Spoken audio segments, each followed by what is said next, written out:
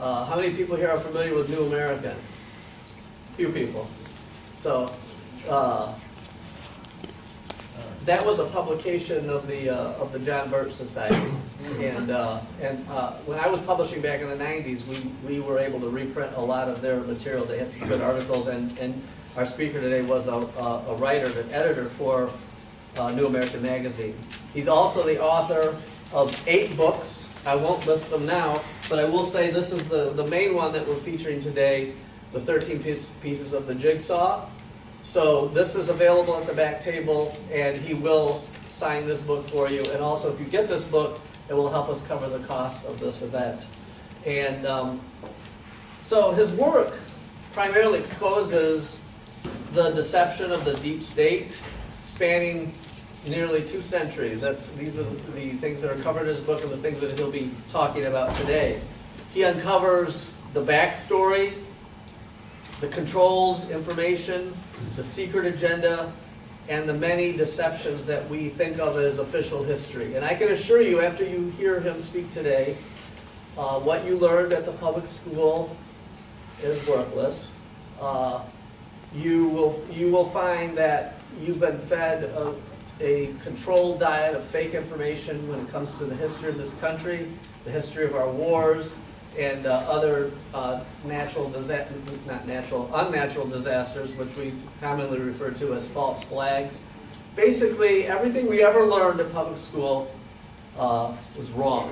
And the term official,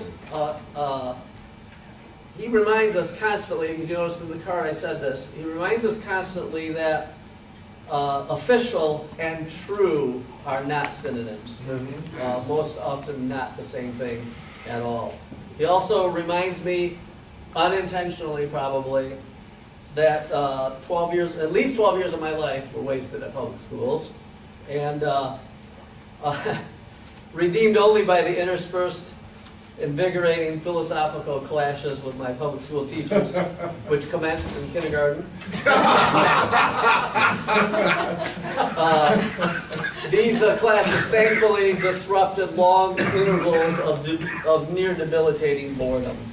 So we're all lucky to be alive after that experience. Amen. Yes, so this is the book that you were never assigned to read in the public schools. It's literally, you probably would be expelled and thrown out of the building for having this book at a public school. So don't leave this room today without getting this book. And then now, for the lecture, you were never allowed to hear in any public school classroom or any university classroom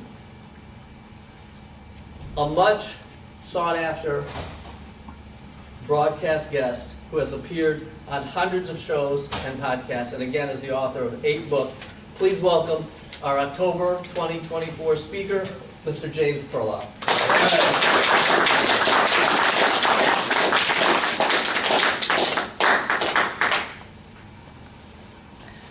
Thanks, John. Well, I want to start out with an anecdote that I wasn't expected to tell today. 2 days before my flight out here to what I now have learned is called Okemos, I got up in the morning and my computer did something it had never done before. It started setting off alarms like a fire alarm or air raid siren. It said there was a massive error on my computer, my hard drive could not be located, and I couldn't reach customer service because I couldn't start my computer. I tried rebooting several times, the same thing, but it always happens. And so I tried reaching customer service on somebody else's computer, but I realized it was going to be hopeless. And so I called John, and I said, John, I don't even know if I can make it out to Michigan. The only solution I know of is I need to run to Staples, get a new laptop, get used to, I'm not used to Windows 11, I need to get used to setting up a new computer, get my apps onto it. But thankfully, thank God, everything worked well.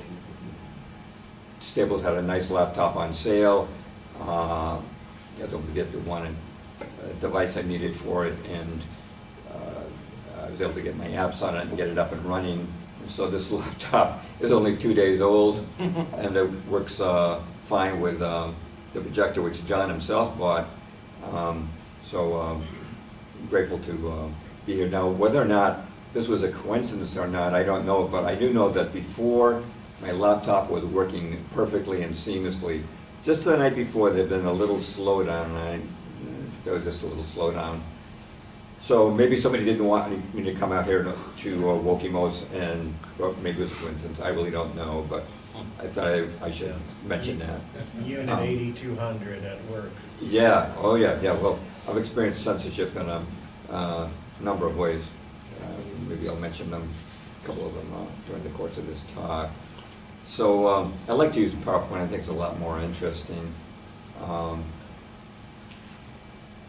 When John first asked me to come out here, I mentioned to him that last year I did a PowerPoint on the history of the New World Order in America.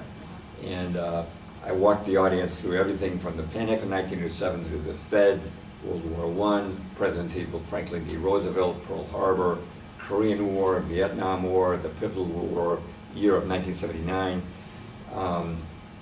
the Gulf War of 91, 9/11 and all the anomalies associated with that, the wars that followed it, COVID, climate change restrictions, and of course the control of media and politicians. And that talk is on Rumble and it lasts for 2 hours and 15 minutes with a break in the middle. And I said, well, John, maybe give a condensed version. But I looked, I said, no, it's already so condensed that if I tried to put it into 1 hour, which is about what I'll have here today before Q&A, it'll be impossible. So I decided to, what I would do today is focus on world wars, because there's a lot of talk about a third world war, and I thought that the best thing to do would be to talk about the first two world wars and the deceptions that brought America into those conflicts, the continuity that existed between those wars, and the continuity they have to today, which went on today, and the possibility of a third world war today. So before we start on the world wars, there's several concepts I want to mention. I'm sure just about everybody here knows these, but I'm just going to mention these concepts briefly because they help clarify the orchestration of the wars. And the first thing is that America is controlled by an oligarchy that conceals itself behind the facade of democracy. Now, there was a great financial writer back in the almost a century ago named Ferdinand Lundberg, and he wrote for the Wall Street Journal and a lot of other publications. He said this, quote, "The United States is owned and dominated today by a hierarchy of its 60 richest families. These families are the living center of the modern oligarchy which dominates the United States. Discreetly under a democratic form of government behind which a de facto government, actual government, absolutist and plutocratic has gradually taken form. This de facto government actually is the government of the United States, informal, invisible, shadowy. It's a government of money and a dollar democracy." End quote. And I wrote that 87 years ago in the book, America's 60 Families.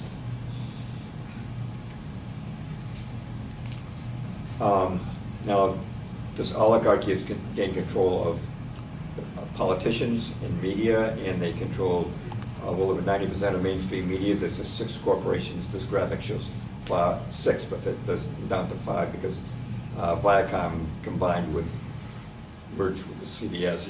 But if you took these companies' names down, you'd see hundreds of publications and media outlets. Disney even owns National Geographic now. That's how bad it's gotten. They own just about everything. It's a definite violation of antitrust. It's also essential to understand the oligarchy's goals. One is, of course, they seek a world government. That would mean a world with no national boundaries, ruled by a single government. They're not there yet, but they've been there working on it for a long time. Another is the form of government would be totalitarian, more power for themselves, but less or no power for ourselves, essentially communism. Another is Zionism. This is a touchy subject because Zionism, which is a movement to expand and strengthen a Jewish state in Palestine, of course, is associated with people of Jewish ethnic descent. By the way, I'm half Jewish myself. But discussing it often brings accusations of anti-Semitism, but nonetheless it's very significant. And every government has a capital. The capital of the world government is predicted to be in Jerusalem. Another is that this oligarchy is satanic. They're definitely not supporting Christianity or traditional values.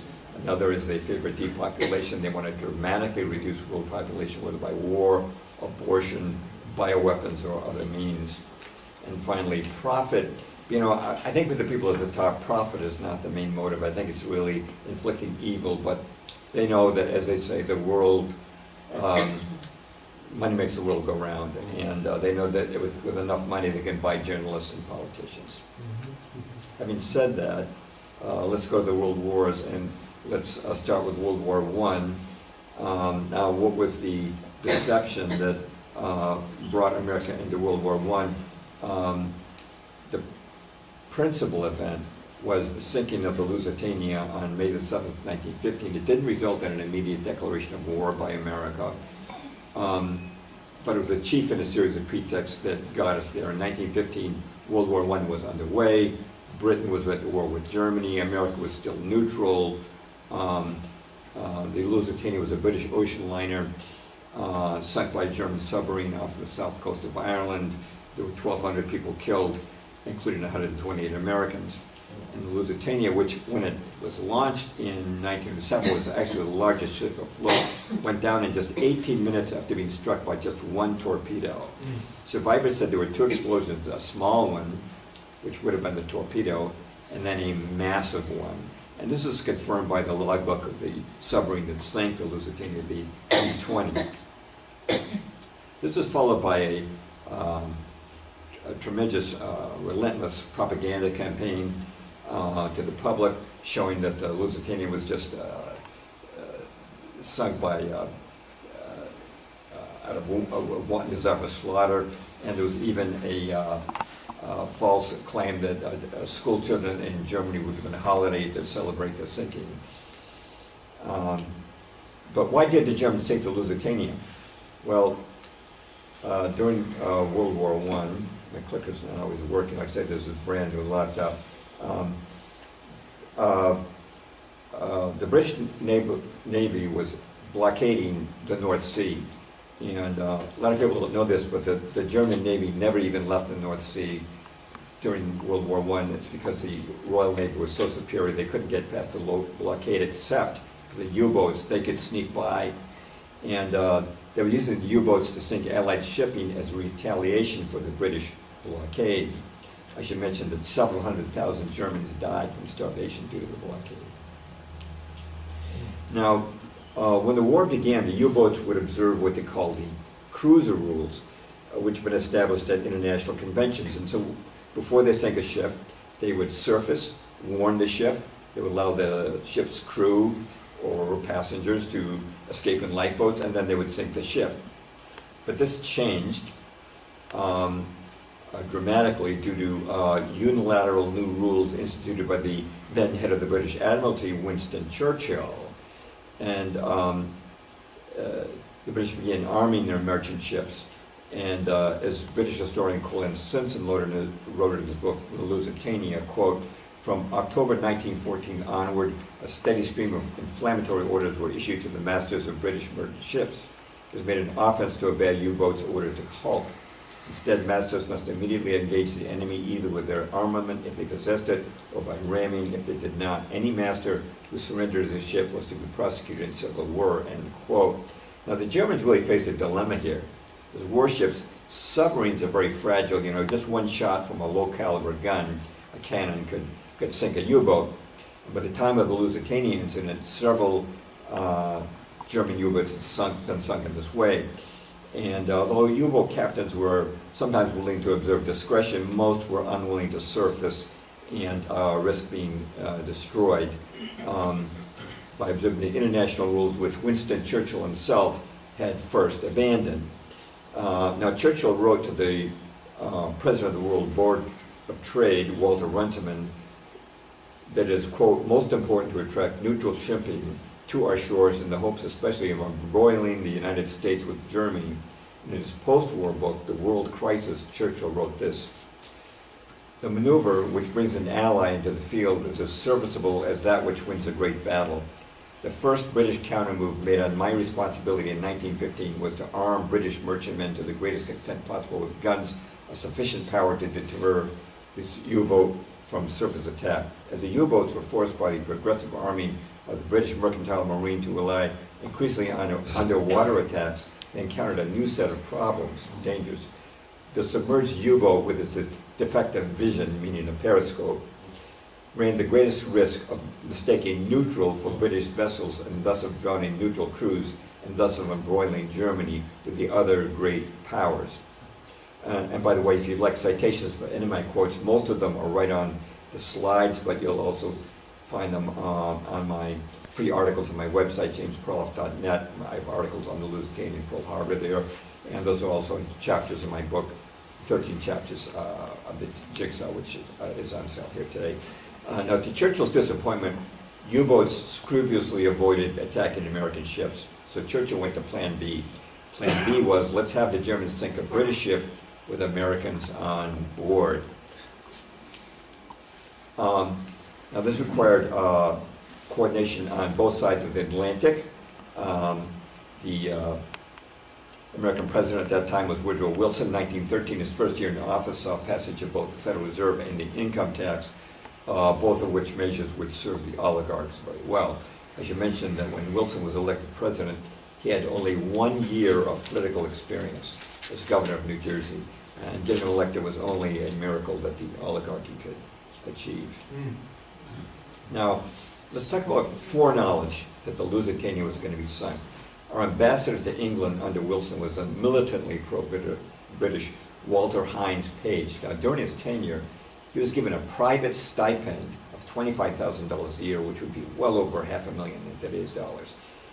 He got this from Cleveland Dodge, a munitions magnate, so that he could live in, quote, proper ambassadorial style. But in realistic talk, we call this a bribe.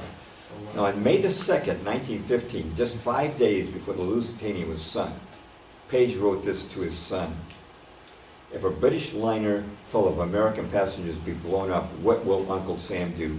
That's what's going to happen." Wow. But there's more. Now, Edward Mandell House was Woodrow Wilson's top unofficial advisor.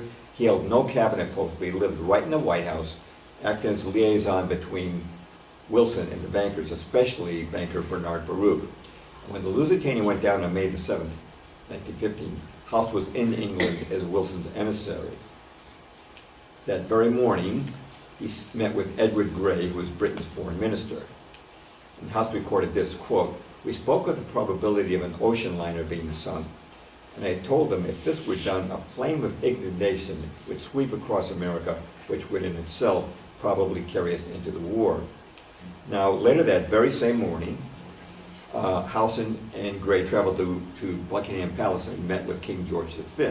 And House wrote this, quote, "We fell to talking strangely enough of the probability of Germany sinking a transatlantic liner, and he," meaning the king, said, "Suppose they should sink the Lusitania with American passengers on board." It was only a couple hours before the Lusitania was sunk. And these quotes again appear in House's official biography, The Intimate Papers of Colonel House. Now, what was on Lusitania? Why did the Germans sink the Lusitania? Besides the fact that she was an auxiliary cruiser listed as such in Jane's fighting ships, she was carrying U.S. munitions to Germany, using civilians as a shield. And she'd done this several times already. Now, how did the Germans know this? Because German-American dock workers saw this going on, and some of them reported to the German embassy. And what was the Lusitania carrying on her final voyage? Well, here we go. 173 tons of Remington rifle cartridges, approximately 80 tons of gun cotton, which is an explosive that British used in their sea mines, 50 tons of shrapnel shells, 46 tons of aluminum hydroxide, which is another very powerful military explosive used by the British, and 18 cases of percussion fuses, either fuses that went inside bombs to help them explode. And it consisted of mercury fulminate, which is very, very volatile.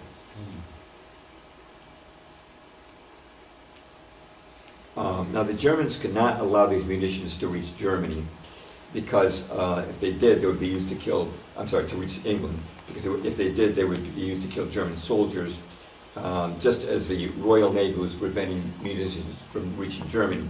Now the Germans did not want to kill American civilians. They took out notices next to the Lusitania sailing ads in the newspapers, and here's what they said. Here's a picture. Notice, travelers intending to embark on the Atlantic voyage are reminded that a state of war exists between Germany and her allies and Great Britain and her allies, that the zone of water includes the waters adjacent to the British Isles, that in accordance with formal notice given by the Imperial German government, vessels flying the flag of Great Britain or any of her allies are liable to destruction in those waters, and that travelers sailing in those war zones on ships of Great Britain or her allies do so at their own risk. Imperial German Embassy. You can see the notice right under the Lusitania sailing notice. So Americans who wanted to sail to Germany safely could do so simply by sailing on American ships or that of any neutral country. So why weren't these notices heeded? Because an officer in the U.S. State Department ordered that they be suppressed. Now when the Germans learned of this, they personally appealed to the American Secretary of State, William Jennings Bryan, who, by the way, was a very good man. And he immediately cleared the notice of publication, but now it's getting late. And Bryan said to President Wilson, please warn Americans. He refused to do so. He was always on the banker's puppet strings. Now this is Senator Bob La Follette, who was very much like the Ron Paul of his day, because he was a good man. He was an honest congressman, honest senator. Here's what he said in 1917. 4 days before the Lusitania sailed, President Wilson was warned in person by Secretary of State Bryan that the Lusitania had 6 million rounds of ammunition on board besides explosives, and the passengers who proposed to sail on that vessel were sailing in a violation of a statute of this country that no passengers should travel upon a railroad train or sail upon a vessel that carries dangerous explosives. So how did the oligarchs react? They told their friends in Congress, impeach La Follette. And a campaign was underway in the Senate to do that, but it was stopped because former Secretary of State, who resigned over all this, came forward and confirmed that everything Senator La Follette had said was true. Now, question, how did the British know in advance that the Lusitania was going to be sunk? I gave you those quotes before. A couple of factors to consider. First of all, British intelligence had cracked Germany's naval codes. Secondly, they knew that a U-boat was very active in that very area. It had sunk 2 ships the very previous day. And on previous voyages, destroyers would always accompany the Lusitania whenever there was a submarine threat. But on May the 7th, no destroyers were sent out, even though 4 were lying idle in the nearby port of Milford Haven. A great deal of communications traffic took place between the Lusitania and the Admiralty. Probably the captain was saying, where are my destroyers? Can be rerouted to Ireland until the danger passes? But all those records have disappeared from the files of the Admiralty, so we can't read them. Now, Patrick Beasley was considered the leading authority on the history of British naval intelligence, in which he was long an officer. In his book, Room 40, here's what Beasley wrote. Nothing, absolutely nothing was done to ensure the liner's safe arrival. I am reluctantly driven to the conclusion that there was a conspiracy, that's his word, deliberately to put the Lusitania at risk in hopes that even an abortive attack on it would bring the United States into the war. Such a conspiracy could not have been put into effect without Winston Churchill's express permission and approval. Now, all that was left was the cover-up. In Britain, a formal inquiry into the sinking was held before Lord Mersey, who had overseen the Titanic inquiry. However, well before it got underway, the Admiralty resolved to scapegoat the ship's captain, William Turner. The guy on the left is Richard Webb, director of the Admiralty's Trade Division. He issued a report which said of Turner, quote, one is forced to conclude that he's either utterly incompetent or that he's been gotten at by the Germans. Admiral Lord Fisher, First Sea Lord, said, Turner is, quote, not a fool but a knave, I feel absolutely certain that Captain Turner of the Lusitania is a scoundrel and been bribed.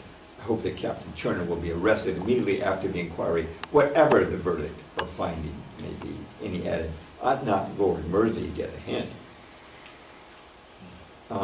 Winston Churchill, who you see in the second photograph on the left, and that's Lord Fisher next to him. Churchill said, we shall pursue the captain without check, and then Webb wrote to Lord Mersey, quote, I am directed by the Board of Admiralty to inform you that it is considered politically expedient that Captain Turner, the master of the Lusitania, be most prominently blamed for the disaster. Thus, in complete violation of the traditions of Western justice, Lord Mersey was asked to render a verdict before the inquiry even began. This request came from the very men responsible for denying the Lusitanians protection in the first place. At the inquiry, all evidence of the Lusitanians' munitions was quashed. Captain Turner was never even asked where his cargo was. Mersey officially concluded the sinking was simply due to being torpedoed by a German submarine, but he was unwilling to crucify Captain Turner because no credible evidence was presented in court showing that he was incompetent. He was shown to be an able seaman. I should mention that Churchill had been dismissed as head of the Admiralty by then because of the disastrous Gallipoli campaign, so he no longer had to placate him. But after this, Mersey excused himself for any further justice duties. He asked for no pay for the Lusitania work, and he told his children the Lusitania case was a damned dirty business, end quote. Now, before I discuss how World War I fit into the plans of the oligarchs, let's first look at the event that brought the United States into the Second World War, and then we'll connect everything together. Pearl Harbor. Morning of December the 7th, 1941, of course, Japanese planes launched from aircraft carriers attacked the American fleet in Hawaii, sinking or heavily damaging 18 ships, including 8 battleships, destroying almost 200 planes, and killing over 2,000 servicemen. And this, of course, was the event that brought the United States into World War II. Now, first, a little continuity. When the USS Maine exploded, triggering the Spanish-American War, the Assistant Secretary of the Navy was Theodore Roosevelt, who you see on the extreme left. He went on to become governor of New York and then president of the United States. And when the Lusitania exploded, the Assistant Secretary of the Navy was his cousin, Franklin D. Roosevelt, who you see on the extreme right of that first photo. He went on to become governor of New York and then president of the United States. And then when Pearl Harbor happened, Franklin D. Roosevelt had become president, and Winston Churchill was now Prime Minister of Britain, so both of them were now heads of state. And just as Woodrow Wilson had been guided by an unofficial advisor, Edward Mandell House, who lived in the White House and represented Bernard Baruch, Franklin D. Roosevelt was also guided by an unofficial advisor, Harry Hopkins, who also lived in the White House and also represented Bernard Baruch. Roosevelt also emulated Wilson by plotting with the British government to try to generate an incident comparable to the Lusitania. Roosevelt began supplying munitions to Britain, and British convoys were escorted by American destroyers and began depth charging German U-boats. I'm going to quote Admiral Karl Dönitz, commander of Germany's U-boat fleet. Quote, a 300-mile safety zone was even granted to America by Germany when international law called for only a 3-mile zone. I suggested minefields at Halifax around Iceland, but the Fuhrer rejected this because he wanted to avoid conflict with the United States. They wanted no repeat. When American destroyers in the summer of 1941 were ordered to attack German submarines, I was forbidden to fight back. I was thus forced not to attack British destroyers for fear there might be some mistake. Now, after being pursued by the USS Greer for more than 3 hours, the German submarine used 652 fired a torpedo, but did not hit the Greer. And then you can hear this on YouTube. Roosevelt gave a bedside chat, 8 minutes long, over 8 minutes long, bewailing this as an unprovoked attack. He said the Greer was just minding its own business, delivering mail. You know what? Not even another Lusitania would have motivated the American people to go to another European war. They knew they'd been lied to about World War I. They said it would end all wars. It didn't. They said it would make the world safer democracy. It didn't. And the truth about the Lusitania had begun to come out. So Roosevelt realized it was going to take more than a Lusitania to get America into the war. It was going to take a whole group of Lusitanias. And the cautious Germans weren't going to give him that. It could only come from Germany's Axis partner, Japan. As Interior Secretary Ickes put it to Roosevelt in 1941, quote, "For a long time I believed that our best entrance into the war would be by way of Japan."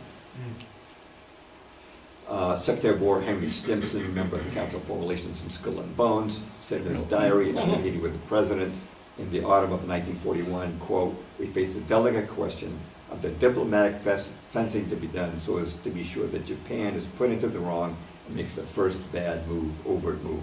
The question was how we should maneuver them into the position to fire the first shot." Now, I'll give you a couple of quotes that might surprise you. This first is from Russell Grenfell, British historian, former captain in the Royal Navy. He said this in 1952. "No reasonably informed person can now believe that Japan made a villainous, unexpected attack on the United States. An attack was not only fully expected, but actually desired. It is beyond doubt that President Roosevelt wanted to get his country into war, but for political reasons was most anxious to ensure that the first act of hostility came from the other side.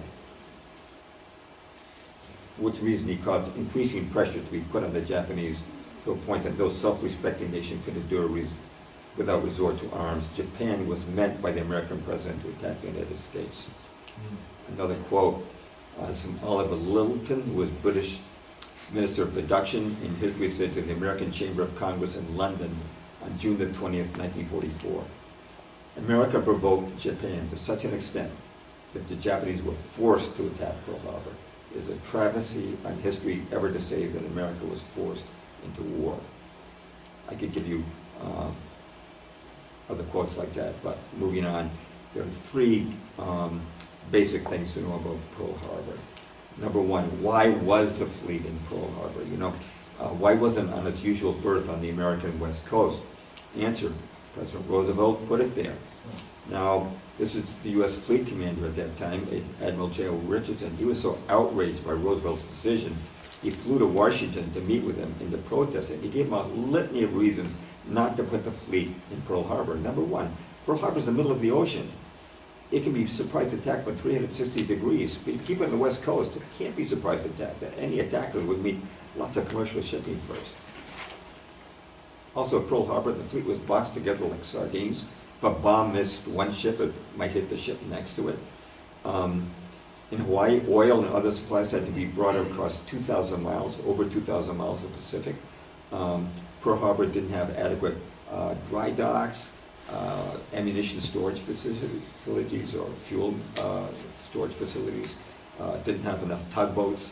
The fleet could have maintained on a superior war fleet on the West Coast. Also, basing the fleet in Hawaii would separate 20,000 sailors from their families, which would be bad for morale. And yet other reasons. Roosevelt could not rebut these objections. He simply said that having the fleet there would exert, quote, "a restraining influence in the actions of Japan." Well, guess what? As of December the 7th, 1941, everyone knew it did not exert a restraining influence on Japan. Yet after this meeting, President Roosevelt fired Richardson as fleet commander. Nevertheless, to this very day, mainstream historians blame the Navy, not Franklin D. Roosevelt, for the attack. Number two, why did the Japanese attack Pearl Harbor? What was their reason, the actual reason? Now, the American public was told because Japan wanted to conquer the world. Americans were subjected to a stream of propaganda depicting Japan as bent on world conquest, even though it's smaller than Montana.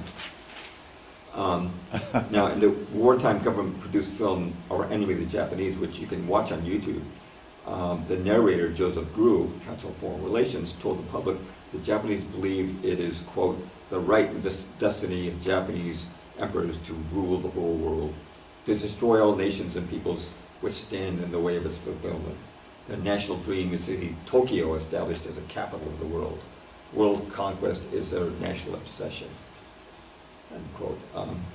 Grew said these things without giving any evidence to support it. If you watch the movie, you just see Japanese getting on the subway trains and eating food with chopsticks. That's what you see. Okay, now, as proof of Japan's conquest of the world plan, the American press played at the fact that Japan had sent troops into Manchuria, northern China, in the 1930s. But what they didn't mention was before that happened, the Soviets had conquered Xinjiang, northwestern province of China, and also had moved into outer Mongolia. And no Japanese troops set foot in China before that happened. And this is Dr. Anthony Kubik, who's chairman of the history department at the University of Dallas, and here's what he wrote in his book, How the Far East Was Lost. Quote, it was apparent to Japanese statesmen that unless bastions of defense were built in Manchuria and the Inner Mongolia, communism would spread throughout all of North China and seriously threaten the security of Japan. But the Department of State seemed not to regard Japan as a bulwark against Soviet expansion into North China. As a matter of fact, not one word of protest was sent by the Department of State to the Soviet Union, despite their absorption of Xinjiang and Outer Mongolia, while at the same time, Japan was censured for stationing troops in China. Now this remark by Kubik highlights a policy consistent throughout the Second World War, which was to condemn fascist aggression while tolerating without limit communist aggression. For example, the Germans invaded Poland in September 1939. Britain and France declared war on Germany. That very same month, the Soviet Union invaded Poland. The West yawned. Nothing happened at all. And it's interesting, World War II was allegedly begun over concern for Polish sovereignty. That's why it was begun. And when the war was over, it lost its sovereignty anyway. Stalin had his leaders killed. He put in a puppet regime, and he kept them in power with the occupation by tanks. And nobody said no. Now, to those who might contend that Japan had no right to enter China to oppose communism, let's remember the United States sent troops to Vietnam halfway around the world because we said fighting communism was in our national interest. By what logic then could Japan not fight communism on its own doorstep? A glance at the map shows how close communism was drawing to Japan. Japan's across from Russia and China. Russia was already communist. If China also became communist, which it did after the war, Japan would be isolated and doomed. They knew that. I would not insist that Japan did not have any imperialistic ambitions mixed in, but in sending troops to Manchuria and China, Japan was essentially invoking their own version of the Monroe Doctrine, which was to keep the Soviets and foreigners out of Asia. But why did the Japanese attack Pearl Harbor? The answer can be found in an 8-point plan of provocation toward Japan, which was drawn up by Lieutenant Commander Arthur McCollum of Naval Intelligence, which went to Roosevelt. And the 8th step of the plan was, quote, completely embargo all U.S. trade with Japan in collaboration with a similar embargo imposed by the British Empire. And that was followed by this sentence, quote, if by these means Japan can be led to commit an overt act of war, so much the better. Now, in the course of 1 week between July 26, August 1st, 1941, Roosevelt seized Japanese assets in America, closed the Panama Canal to Japanese shipping, and enacted the sweeping trade embargo that McCollum had recommended. Britain and the Netherlands then followed suit with embargoes. Now, for the Japanese, this constituted a death threat. They depended on imports for 75% of its food, 88% of its oil, and for many of its raw materials. Now, the timing of this embargo is interesting. July of to August 1941. June 22nd, 1941, Operation Barbarossa had begun. Germany and several of the European allies, some people think it was only Germany, it was not. It was Italy, Romania, Hungary, Croatia, Finland, and in time, several divisions from Spain and Belgium sent volunteers, struck the Soviet Union. And in July of 1941, all reports indicated that the Axis forces were crushing the Red Army. Hundreds of thousands of Soviet soldiers were surrendering, and as they did, many shouted, Stalin kaput. According to eyewitnesses, Stalin was paralyzed with fright. Up until now, he only fought wars of aggression. He didn't know how to fight a war of defense. If Japan, Germany's ally, entered Operation Barbarossa from the east, Stalin would be caught in a vise and communism would have been destroyed. Japanese state didn't want to do this. Roosevelt's trade embargo guaranteed Japan would not join Operation Barbarossa and would have to turn its attention south. because no nation can prosecute a war without oil. Tanks, trucks, ships, airplanes all depend on it. If Japan attacked Russia through Siberia, there'd be no oil there to be confiscated, but there's abundant oil to the south in the Dutch East Indies and Southeast Asia, and many resources the embargo is denying Japan, such as rubber, tin, and iron ore. Japan's representatives in Washington, you see there with Secretary of State Cordell Hull, earnestly negotiated with the embargo's repeal to no avail. They offered to withdraw all Japanese troops from everywhere, from Southeast Asia, South China. The only place to ask to retain troops was right across the sea in North China as an immediate defense against communism. On November the 26th, 1941, the State Department delivered an ultimatum to Japan. Sanctions would only be lifted if all overseas Japanese troops were withdrawn to Japan. Now, the ultimatum, or Hull note, as it's officially credited to Secretary of State Hull, was not actually written by him. It was written by this man, Harry Dexter White, Assistant Secretary of the Treasury. Now, it's now known, has been known for some time, that he was a Soviet operative. He was a spy for Stalin. And this has been acknowledged by Time Magazine, and it was acknowledged by President Eisenhower's Attorney General Herbert Brownell at a press conference in 1953. The White Hull ultimatum was a deliberate catch-22. If the Japanese refused, they would die from starvation. If they complied and brought all troops back in, communism would sweep China exactly as happened after the war, resulting in communist China. The Japanese would thus give it a two-headed coin. You can die by starvation or die by communism. And said, if your only choice you're going to give us is to die, we're going to have to fight. But how did Washington know about the Pearl Harbor attack? Just as with the Lusitania, high officials had full foreknowledge of the Pearl Harbor attack. Well, part of that came from many individuals, intelligence personnel, military officers, both foreign and domestic, and members of Congress. Some examples would include Joseph Greer, Ambassador to Japan, J. Edgar Hoover, Director of the FBI. He got his information from Dusko Popov, who was a Yugoslavian double agent. Brigadier General Elliot Thorpe was the U.S. military advisor, observer in Java, which is controlled by the Dutch. Colonel F.G.L. Weijerman, who was the Dutch military attaché in Washington. Senator Guy Gillette and Congressman Martin Dice, who also received warnings about the attack, who were told by Roosevelt, in the interest of national security, don't tell anyone. I elaborate on these individuals in my book and on my online articles, but I'll skip the details. But today we'll concentrate on the cracking of Japan's codes. The Japanese used a diplomatic code called Purple to communicate to their embassies and major consulates throughout the world. Its complexity required them to be enciphered and deciphered by machine. Now, the Japanese thought that this code was unbreakable. But in 1940, talented U.S. cryptanalysts cracked the code and devised facsimiles of the Japanese machine. So as a result, U.S. intelligence was reading Japanese diplomatic messages often on a same-day basis. Copies of the deciphered text were properly delivered in locked pouches to select individuals. This included President Roosevelt, Secretary of State Cordell Hull, Secretary of War Henry Stimson, Army Chief of Staff General George Marshall, Chief of Naval Operations Admiral Harold Stark. Copies also went to Harry Hopkins, FDR's shadow advisor, who held no cabinet position, and if he read it, you can be sure that Bernard Baruch was reading it. But guess what? Copies were not sent to our commanders in Hawaii, Pacific Fleet Commander Admiral Husband Kimmel, or our Army Commander General Walter C. Short. And what did these intercepts reveal?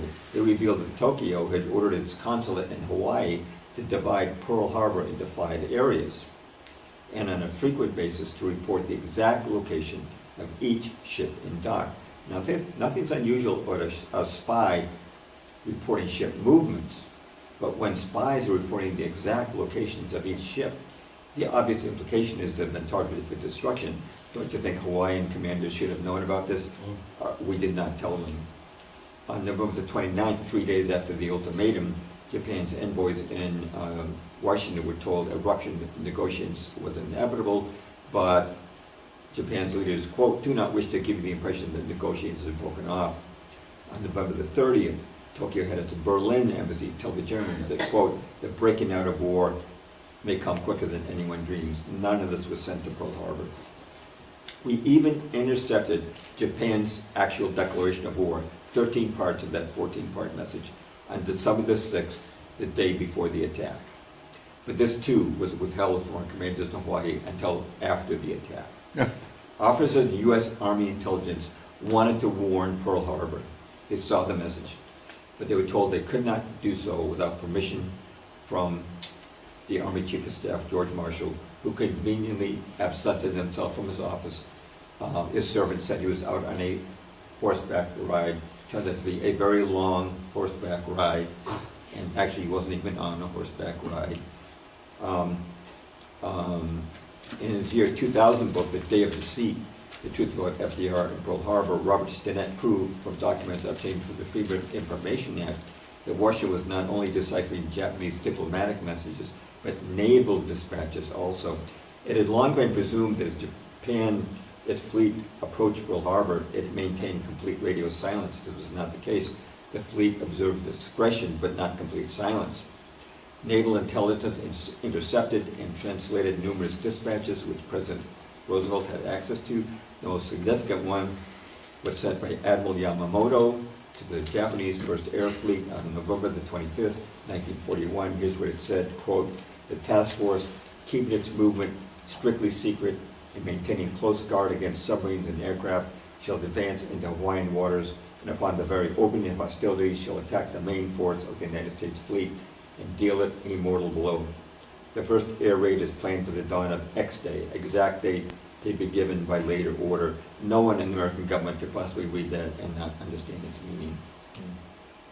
Now, after the attack on Pearl Harbor, just as with the Lusitania, there was a cover-up. Naturally, the American people in the Congress, they wanted to know, why was America caught off guard like this, you know?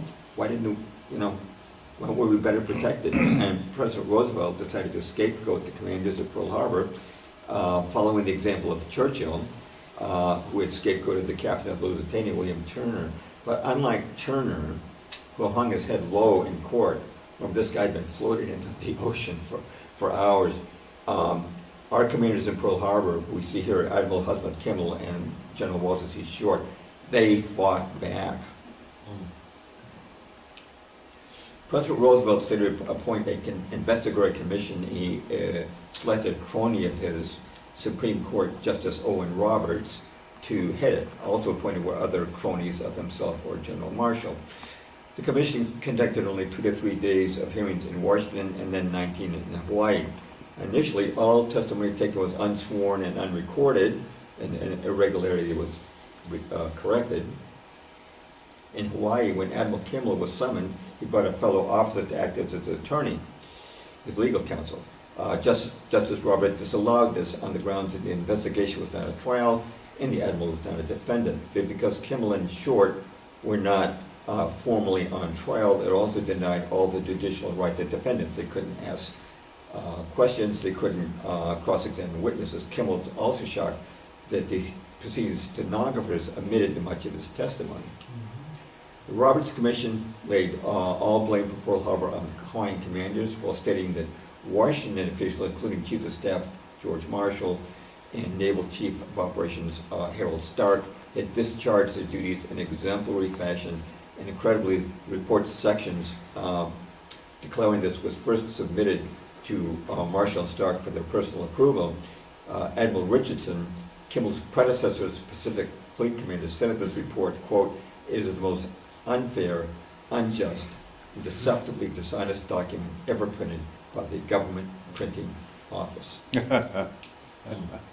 Now, Roberts brought a final copy of the report to Roosevelt, who read it and tossed it to his secretary with delight, saying, give that in full to the papers for the Sunday editions. And the words, dereliction of duty, were emblazoned on headlines across the country. America's outrage fell on Kimmel and Short. It was said that they were traitors, they should be shot, they were inundated with hate mail, death threats. There was an outcry for court-martial, but this is exactly what the two officers wanted. They wanted to resolve Pearl Harbor in a real courtroom using standardized rules of evidence, not Owen Roberts' personal methods. But the Roosevelt administration did not want that because they're an orthodox courtroom, sharp defense attorneys might start digging into Washington's secrets. So the issue was sidestepped by invoking security concerns due to the war effort. It was announced that courts-martials would be held but postponed until, quote, such time as public interest and safety would permit. Sufficient delay would also cause the 3-year statute of limitations that applied in such cases to elapse. But that was the last thing Kimmel and Short wanted. Court-martial was the only means they had of clearing themselves. Thus, they voluntarily waived the statute of limitations. Now, by 1944, the Allies were clearly winning the war, and national security would no longer pass as a barrier to courts-martial. A joint congressional resolution mandated the trials. At last, the former Hawaiian commanders would have their day in court. Here's the Naval Court of Inquiry, which convened in August of that year. They obtained more than 40 intercepts from the Navy Department, revealing that Washington had full foreknowledge of the Pearl Harbor attack, information that had been denied to our commanders in Hawaii. The admirals on the court, as they listened to the intercepts being read, 2 of them flung their pencils on the floor. They had locked looks of horror and disbelief on their faces. More than 2,000 people died at Pearl Harbor because these messages had been withheld. Naval Department officers gave additional testimony. After nearly 3 months, the inquiry finished. The verdict of the Roberts Commission was overturned. Admiral Kimmel was exonerated of all charges. Admiral Stark, Chief of Naval Operations, who had rejected pleas of the junior officers to notify Hawaii on the morning of the attack, was severely censured. Now, I don't have a copy of the Army, picture of the Army Pearl Harbor Board, but they're convening at the same time, and they secured copies of the intercepts from War Department files. And the board condemned General Marshall in its report, and it bluntly concluded, quote, here's what it said, up to the morning of December the 7th, 1941, everything that the Japanese were planning to do was known to the United States, end quote. Now, these verdicts brought dismay to the Roosevelt administration, but a solution was quickly come up with. It was announced. In the interest of national security, the findings of these hearings would not become public until after the war ended. Now, in the meantime, they explained that they were going to conduct additional investigations to supplement the courts of inquiry. War Secretary Henry Stimson picked Major Henry Clausen, already known to disagree with the Army Board findings, and for the Navy was Lieutenant Commander John Sonnet. Now, these ventures without any precedent, a major was now to investigate and overturn a verdict rendered by generals, and a lieutenant commander was to challenge and overturn a verdict rendered by admirals. Now, during these new investigations, authorized by Roosevelt, under intense pressure, officers who testified against Washington reversed themselves. Most did, but a handful did not, and you'll find their names in my book. The Clausen and Sonnet inquiries pleased Washington, and they gave their announcement. The joint Army-Navy announcement came on August the 29th, 1945. This is the very day that U.S. troops were entering Japan. The public was rejoicing, and nobody was likely to care about Pearl Harbor's origins. The War Secretary's report shifted the blame back to General Short, while saying to General Marshall that, quote, throughout this matter, he acted with his usual great skill, energy, and efficiency. It admitted that the Army Pearl Harbor Board had criticized Marshall, but said that further investigation, it determined this was completely unjustified. The Navy's statement again imputed guilt to Kimmel, while asserting that Washington had not been negligent in keeping him informed.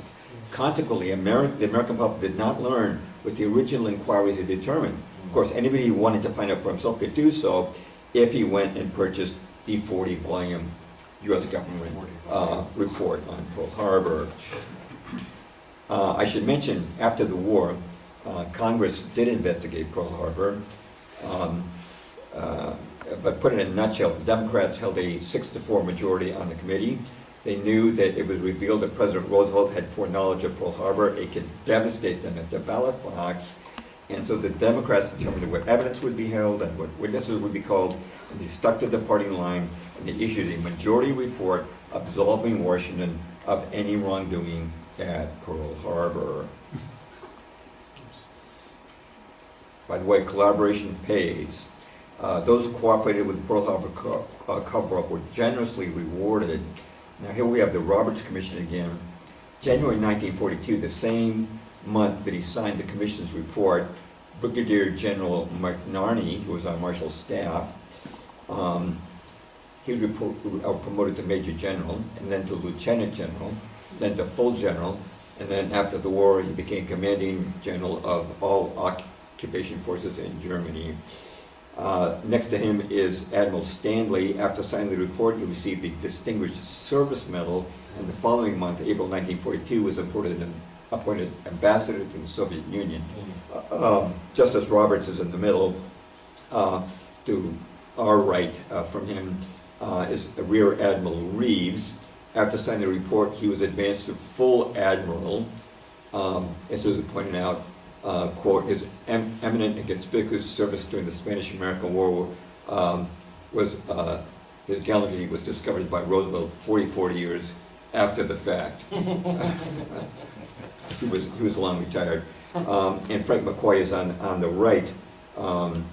He became chairman of the Far Eastern Commission, which settled Japan's aftermath after the war. Also, General Marshall, who went on that supposed long horseback ride, he was made America's first 5-star general. That designation had never previously existed. Subsequently, he was made Secretary of State, Secretary of Defense. These were at critical times. Secretary of Defense during the Korean War. His Chief of War Plans, you see next to him, Brigadier General Giroux. He was made a Lieutenant General and Commander of the 15th U.S. Army.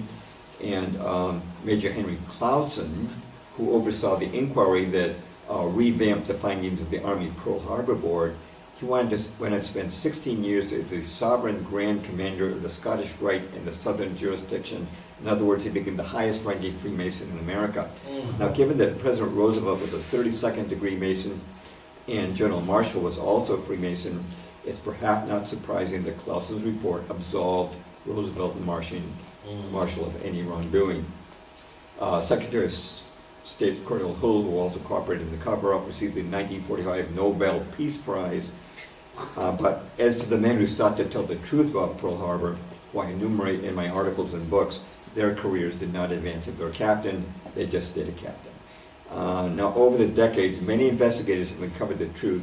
Some examples that I can recommend for reading and reviewing include Pearl Harbor, the Story of the Secret War, published in 1947 by George Morgenstern of the Chicago Tribune. A lot was already known by then. Another is The Final Secret of Pearl Harbor, the Washington Contribution, published in 1954 by Rear Admiral Robert A. Theobald, who was in Pearl Harbor commanding destroyers on the day of the attack. Then in 1955, you have Admiral Kimmel's story. Admiral Kimmel, of course, the Pacific Fleet commander. A great book came out in 1983 by John Toland, Pulitzer Prize-winning historian, Infamy, Pearl Harbor, and its aftermath. I personally consider this the best book on Pearl Harbor. Now, it's interesting, in 1989, the BBC produced a documentary called Sacrifice at Pearl Harbor, which repeats many of the facts I've just given you, and you can watch that on YouTube. Also, a book I mentioned before, Day of Deceit, The Truth About FDR and Pearl Harbor, by Robert Stinnett, published in the year 2000.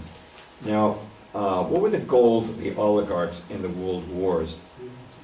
There was a lot of continuity, and as we'll see, it relates to today.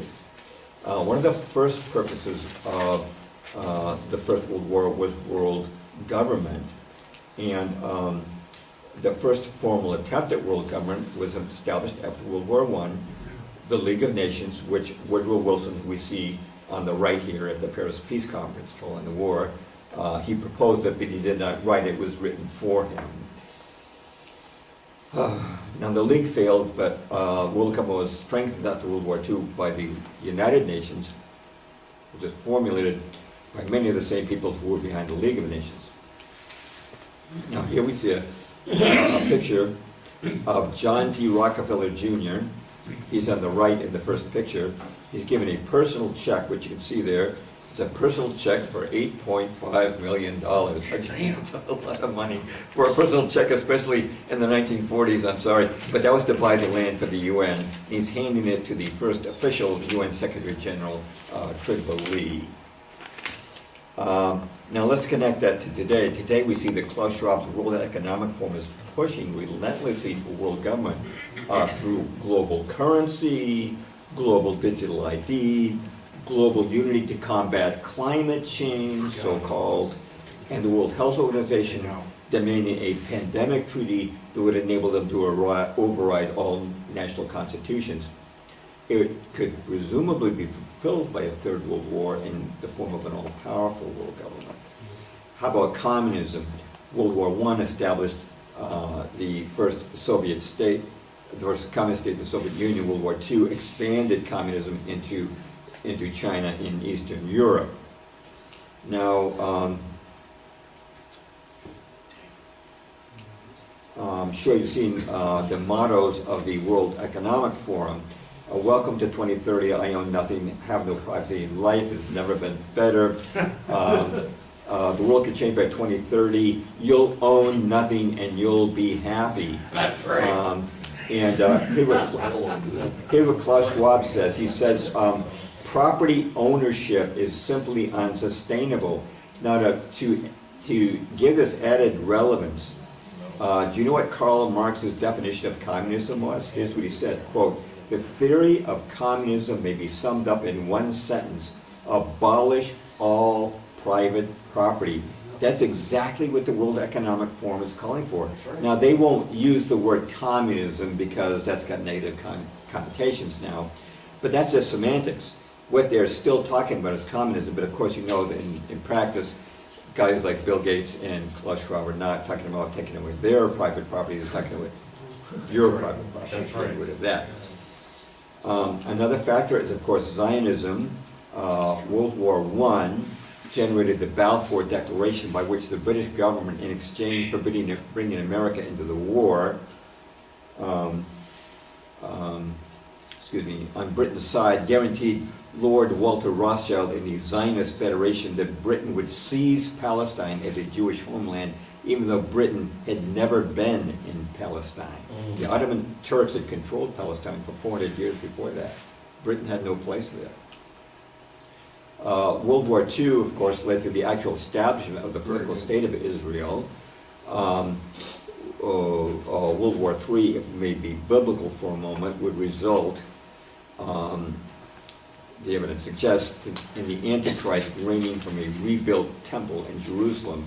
David Ben-Gurion, the first prime minister of Israel, he was prime minister for the first 15 years, he predicted in a Look magazine in 1962 that Jerusalem would be the capital of the future world government. Every government has a capital, and world government is no exception.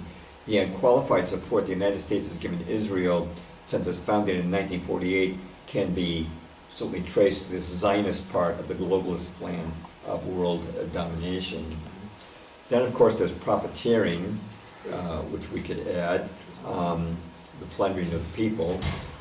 During World War I, the bankers had an unprecedented opportunity to loot America. Now, prior to the declaration of war, J.P. Morgan and company loaned $2 billion to the Allies, so needless to say, they had a vested interest in an Allied victory. After the declaration of war, Americans were urged to fund the war by buying government bonds, what they call Liberty loans. You see the woman on the right holding her baby, she's begging for help, right? But the American public wasn't told this, but out of the first Liberty loan, $400 million went directly to J.P. Morgan and company to satisfy them for debts owed them by Great Britain. Woodrow Wilson appointed Bernard Baruch to the War Industry Board, whose function was purchasing munitions for the American military. After the war, the Congress's Graham Committee conducted an extensive investigation that revealed the public had been defrauded out of billions of war-related items that were unnecessary or undelivered or never produced. Often the company would simply fold the money back into their own companies. The Graham Committee conducted 3 years of investigations and published a 21-volume report that proved that $6 billion was stolen from the public. Now, when the banksters took this plunder, American soldiers risked their lives on the front for $1 a day. That's how much they were paid in World War I, $1 a day.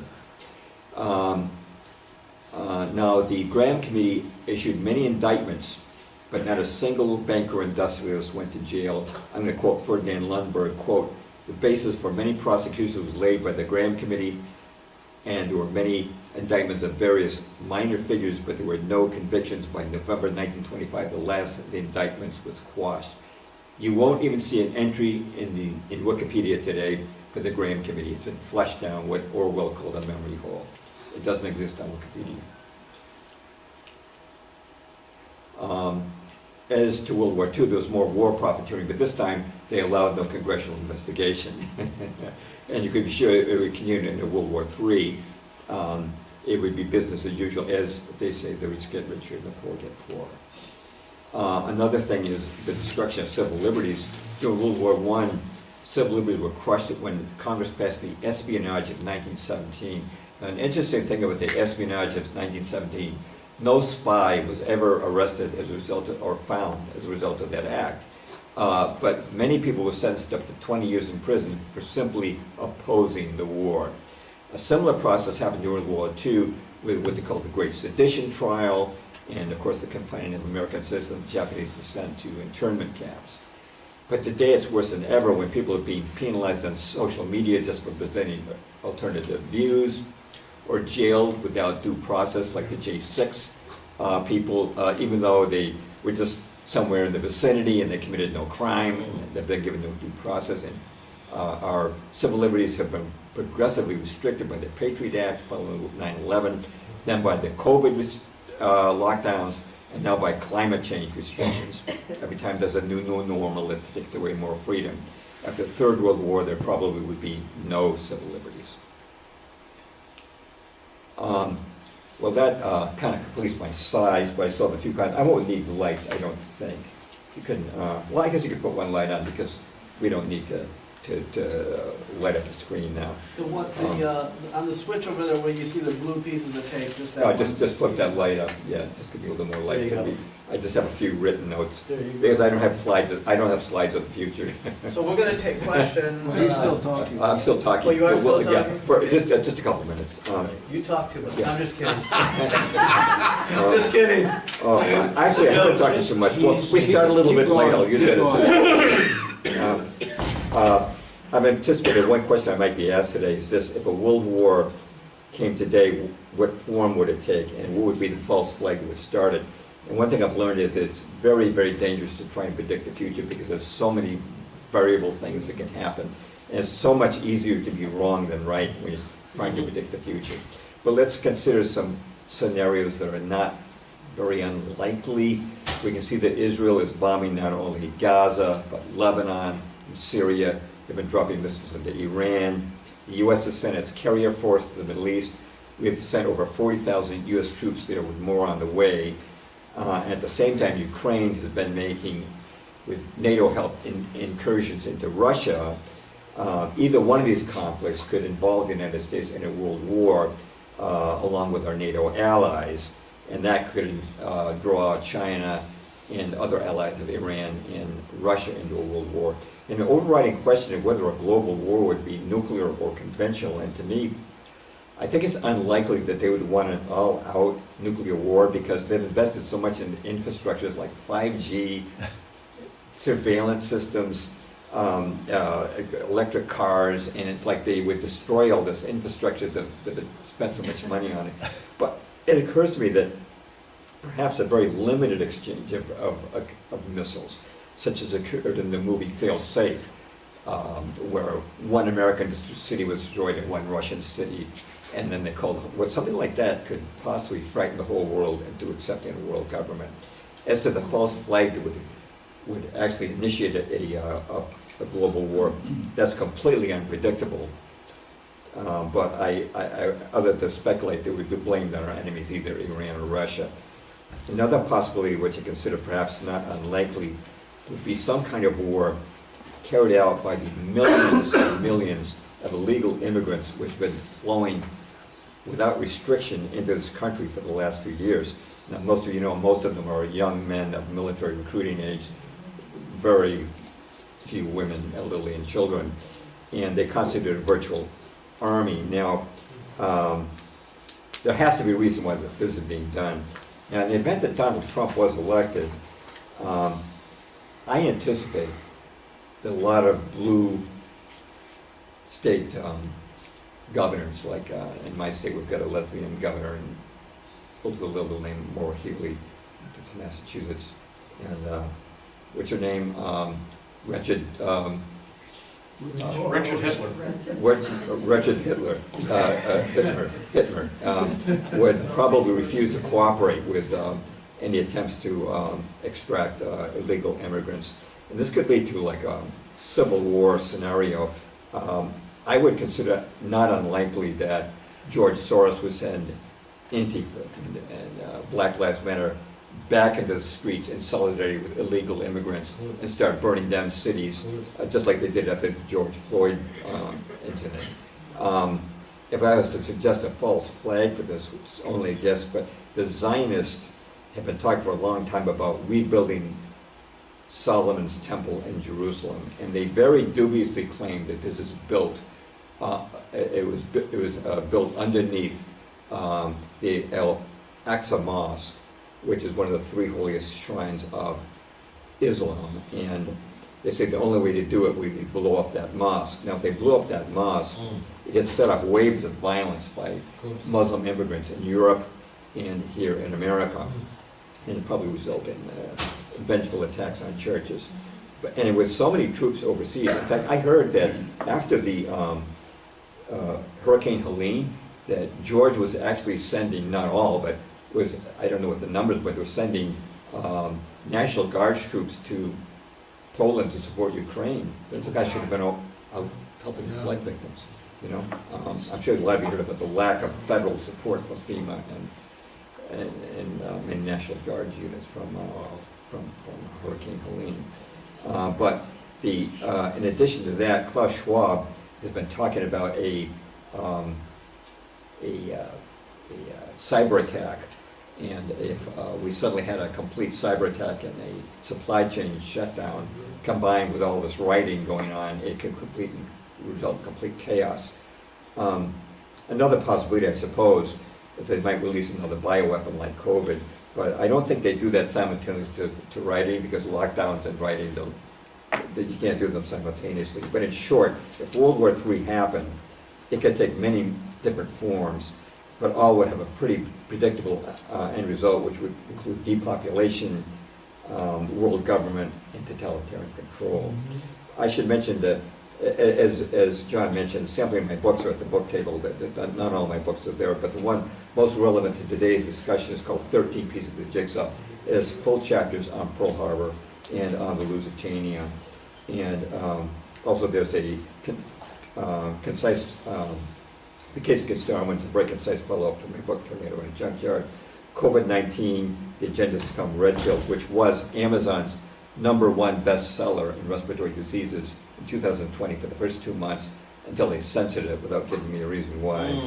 Also, you'll find there's a very small book published in 2022 called Missing Saints, Missing Miracles, read from the Orthodox Christian perspective. My most recent book, published this July, is also up there. It's called Exploding the Official Myths of the Lincoln Assassination. That completes my talk, and we can open it up to questions.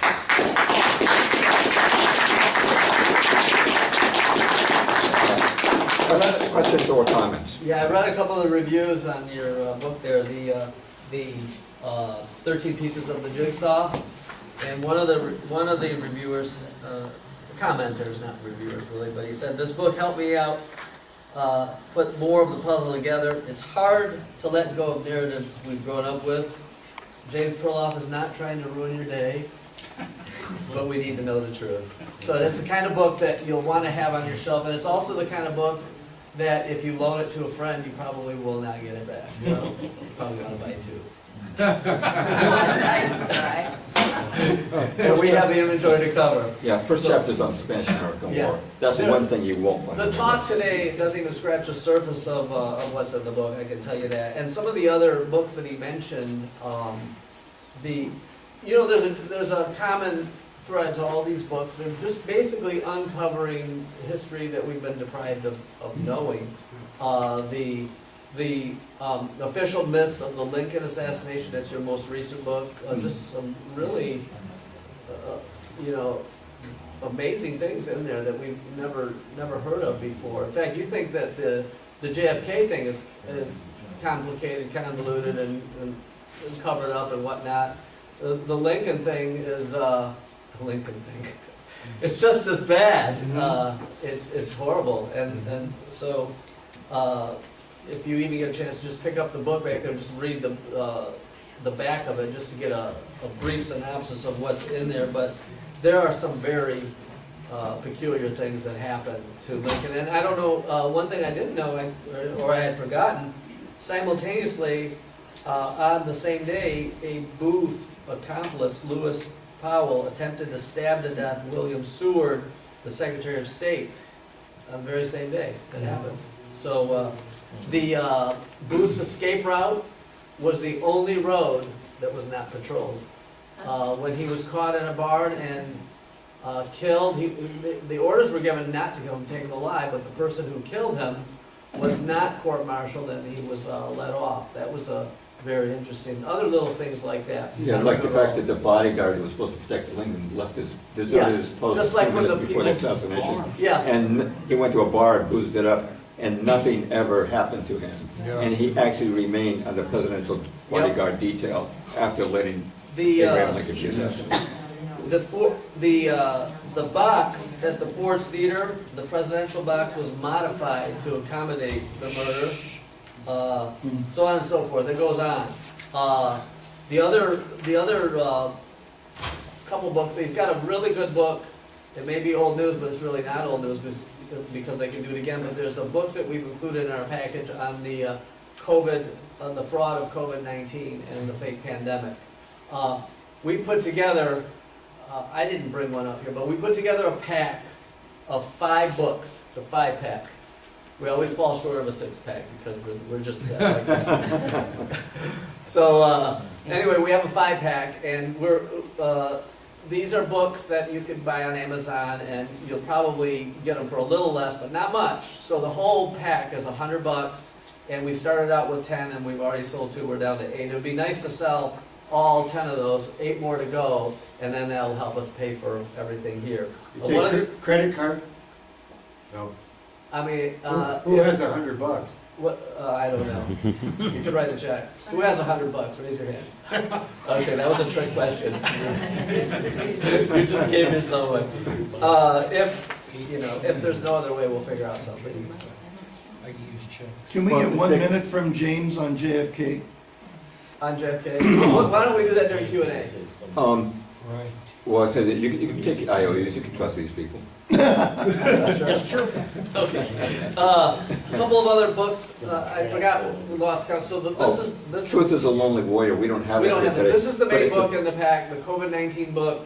The brand new book on the myths of the Lincoln assassination. Couple more books. There's a book that he wrote, The Case Against Darwin. Very interesting. I picked him up from the That's in airport the pack. yesterday. That's Yeah, in it's the back. pack. It's in the pack. The Case Against Darwin's in the pack. Covers every day. It's really funny. You all know that he's not from Michigan. He doesn't know Michigan that well, but you all know that there's a place called Hell, Michigan. It's an actual place.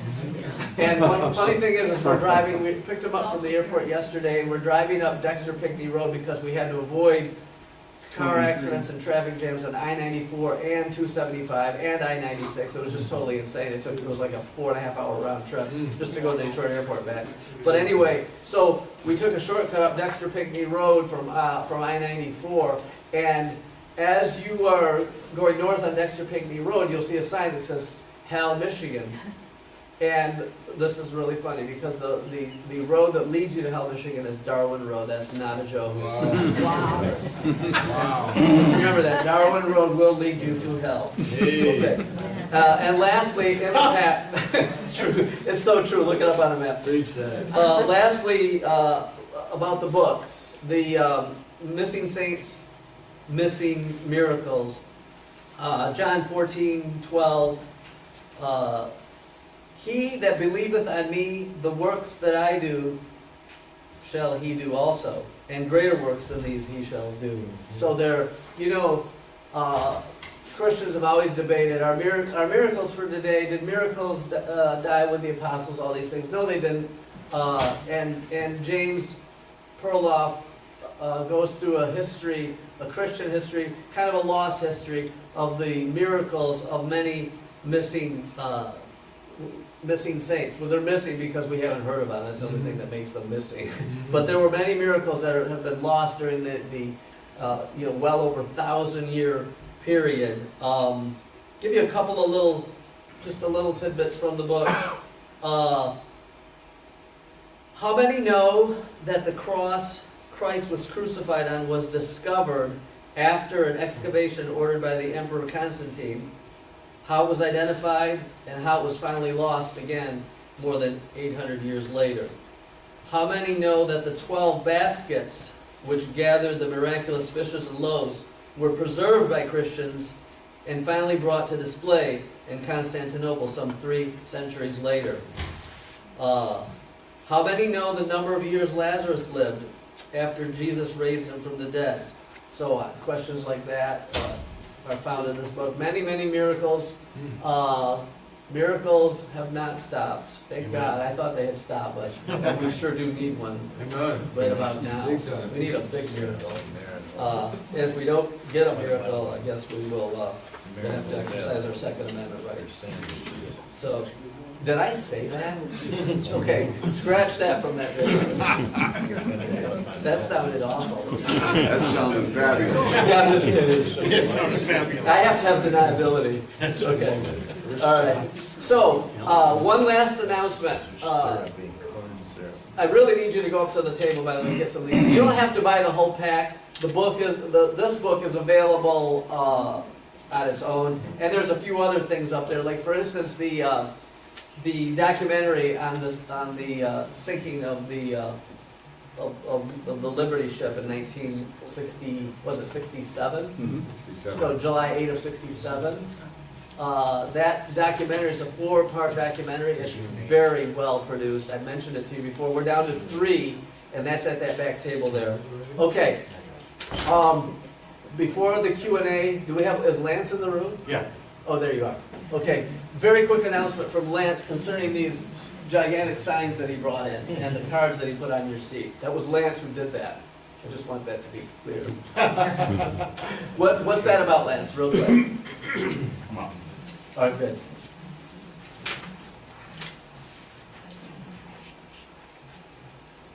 Good morning, white people.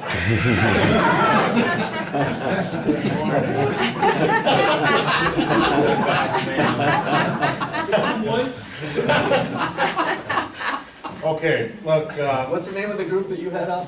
The one that you personally head up? White Lives Matter. Yeah. All right, listen. A lot of Americans think that we're immune from a communist overthrow. All you have to do is look at Russia. Russia was a Christian nation for 1,000 years before the Bolsheviks overthrew the Christian government. We're not immune from a communist overthrow, and we're literally on the verge of that.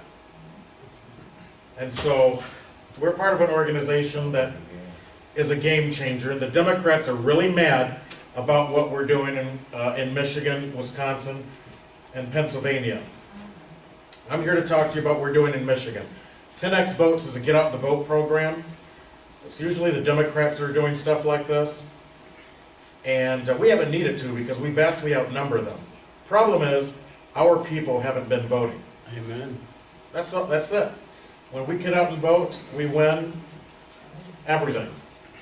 So what we've done is we've identified 1.7 million Republicans in Michigan who are mostly Christian, who haven't voted in 2 of the last 4 elections. So that's pretty pathetic. We've identified them and we've put them in our database here at 10xvotes.com. What we're asking you to do is to register on our website. You all have these cards on your seats. Take 30 seconds and register at this website, 10xvotes.com. It'll ask you how you found out about this. Type in my name, Lance, so my boss knows I've been out here working. It's very easy. Very easy. That's right. Thank you, Wendy. And once you have registered and entered the database, take the time to search for family, friends, neighbors, people from church, hunters, boaters that you know. Just type in their last name and search our database. If they're on the list, they haven't been voting. You'd be surprised at how many of your pastors and deacons, sisters and brothers and cousins have not been voting. We're asking you to click their name, claim them as your own, and we will remind you to remind them to vote. We don't need 1.7 million of these people to vote. That would be the entire list. We just need 5 or 10% of them to get off their butts and vote. If all of us get 10 people to vote, we win another landslide. Mr. Trump allegedly lost Michigan in 2020 by 150,000 votes. So if we have 30,000 of us in Michigan, from the Upper Peninsula down to southern Michigan, that's 300,000 potential votes we can activate for the entire Republican ticket. They're not perfect, but we need to turn out the vote for conservatives and Republicans, period, end of story. So I would encourage you to please take the time to register at 10xvotes.com, put my name in as the person who referred you, Lance. search our database, hold on, John. And another way to search our database is just type in the street on which you live. You can literally search the street on which you live, or any street in Michigan, and we'll show you the Republicans on that street who haven't been voting. And if you're struggling to find 10 folks to encourage to vote, that's a good way to find your 10, is to just search your own street. These aren't hostile people. So when you call or email or text them or knock on their door, I'm your neighbor and I'm just here to remind you and encourage you to vote this year. You won't be met with vitriol, and that's important to know. Because these are people that have been known Republican voters in the past. That's right. We've looked at 200 data points on these people, and there's an 85% chance when they show up at the polls or vote early, they're going to vote our way. These are our people. Yeah. This is a game changer. That's why Tucker Carlson's been talking about it, and Dan Bongino and others, and that's why the Democrats are so mad about it, because they know if we do our job and we participate in this election in this way from home, that we win a landslide. When Mr. Trump wins Michigan, it's over for them. So please help us achieve that goal. Any Never Trumpers here? Cool, we got one. This program is exactly for you, because we have an entire ticket of people to vote for. When you turn out conservative Christians to vote, they're going to turn out people that vote your way. So whether Mr. Trump is on the ballot or not, you've got other people like Andrew Fink, Patrick O'Grady, who are running for the Supreme Court of Michigan. That's desperately important for us to win the Supreme Court. So even Never Trumpers can participate in this program. The rest of you, obviously, this is the way to go. This is how you can Let's help. throw one thing in there, Lance. Sure. You know, the legislature in Michigan was controlled by the Republicans for decades. Decades. Nearly 4 decades, since the Blanchard era. Blanchard, frankly, we wish we had a Democrat like Blanchard. We don't have that anymore. No, that's right. Okay, so here's the thing. You may have forgotten the 90s. We had some conservative legislators in Michigan, Margaret O'Connor, Deb Wyman, Alan Cropsey, so on and so forth. I can't remember more. There were more of them. Dave Jay. These are people that made it possible to homeschool in Michigan. They made it possible to have concealed carry. All these things were, just think back to the 80s. Nobody was homeschooling. There was no such thing as concealed carry. You had to go to a county board, mostly of Democrats who would, Sanhedrin. yeah, the Sanhedrin, who would say, well, no, you really don't need a gun. But I do need it. No, you don't need one. And that's how it used to be. People forgot how it used to be. It was very bad. And now, in 2022, the Democrats took back the House and they took back the Senate in Michigan. And that's critical to take control at least one of those houses, as important as getting even Trump elected, because That's right. these people are out. I'm telling you, they're going to outlaw homeschooling. They're going to come after. Already done it in California. They've already done it. They're going to come after the guns. They're going to come after the AR-15s. You know, crimes aren't committed by AR-15s. They're not going after the guns, not that they should go after any guns, but they're coming after the guns that, frankly, white people depend on to That's defend right. themselves in the suburbs. That's That's what right. they're after. That's right. Nobody goes out committing crimes with AR-15s. We need AR-15s for when bad people come to our house. It's that simple. So they're going to come after the guns. They're going to come after the homeschooling. What else are they going to come after? The right to work laws are all going to be obliterated. All these things are going to change rapidly. These are very radical people. They're not these are not Blanchard Democrats. These are flat out Marxists.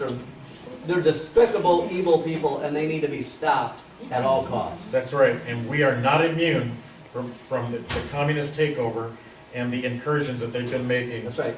Okay. So please participate. Yes, and on that note, let's do some Q&A with our speaker today. Just stand up, and we're going to try something new. We used to have people line up, but stand up and just be really loud. Yeah. Okay for you. Yeah, go ahead. Just real quick, you talked about Speak the up, sec- please. Stand up. real quick, the security gaps, and do you have any insights with respect to this October 7th, what looked like a security gap in Gaza line? Definitely. I wrote a blog post on October the 7th, and it included 3 videos of former IDF soldiers who had worked on that wall between Gaza and Israel. And they said that there's no way a rabbit could cross that thing without drawing within 5 minutes all kinds of armored military vehicles.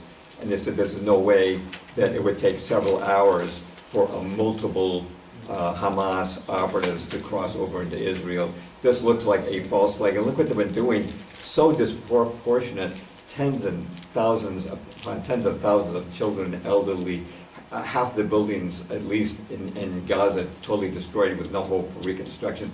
They want to destroy Gaza and make it part of greater Israel. That's their plan. This looks like a planned event, a Pearl Harbor, if you will, a false flag. That would certainly be my opinion. Mossad does this kind of thing all the time. I mean, they plan these things very cleverly to make it look like they did it to us. So it was the Mossad that did JFK? Because he was against their nuclear program? You know, I've been impressed by things I've seen. You know, Mordecai Benunu was the Israeli whistleblower who was put in prison for 18 years by the Israelis. He finally released. When he came out, he says, wait until the Americans find out that Israel was behind the JFK assassination. Of course, Gaddafi said the same thing. And something that really stunned me, I was reading the reports of Hilaire de Berrier, now long before the internet started in 1958. He was one of the alternative media guys. He was former OSS, former CIA. They kicked him out. He's too conservative. And he had his own private newsletter to subscribers. In his September 1963 issue, which I have, he said that the people don't know this, but the reason Ben-Gurion resigned as prime minister is because Kennedy would not support the nuclear weapons program. It says that Ben-Gurion was outraged at Kennedy. Kennedy had sent American planes flying over the Dimona nuclear plant, and there was Israeli rage over Kennedy. And this was something to read in September, published in September of 1963, not in hindsight, that Israel. And the first person to talk about this, I think, was probably Michael Collins Piper in his book, Final Judgment. And I wasn't so sure about that, but when I saw these other people, like Mordecai Benunu, saying the same thing, I was impressed that this did have something to do. Actually, Wikipedia, I don't know if it still says this would be a couple of years ago, but it says that David Ben-Gurion was obsessed with, that was the word they used, Wikipedia, was obsessed with Israel having nuclear weapons. So I think that this was some kind of a trigger for what happened on November 22nd, 1963. I don't know that, but there seems to be evidence that points in that direction. Be loud. James, I'd be curious to know what your take is on this weather manipulation. What? Weather manipulation. What's your take on weather Definitely. As a matter of fact, we've been seeding clouds since World War II to make it rain. And Zbigniew Brzezinski wrote a book in 1970 called Between Two Ages. He talked about how weather control in 1970, what's that, 54 years ago, could be used to bring another nation to its knees through intensified storms and such. I'm certain that they have the technology, what they call HARP, to intensify and I don't think they can create a hurricane, but I think they can intensify it.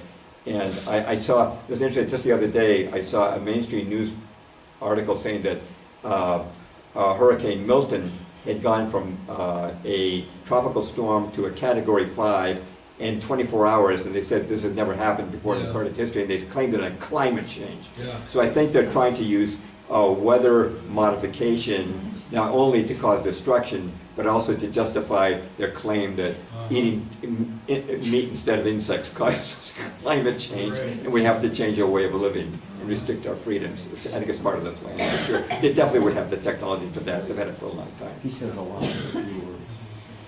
Who's next? Yeah. Hi, Lance. You mentioned that was a Supreme Court justice who headed up that commission, if I understood correctly, Yeah. that Owen Roberts. ended up with a 40-volume report. Right. Is there any precedent for a president appointing a Supreme Court justice to head up anything like that? And is there a problem, you think, if we do that in the future with, if the litigation comes out of the report that ends up being challenged up to the Supreme Court? And was he an active Supreme Court justice? Because it seems like that No, might cause a conflict. I don't think there's a precedent. Of course, the Chief Justice of the Supreme Court was Warren,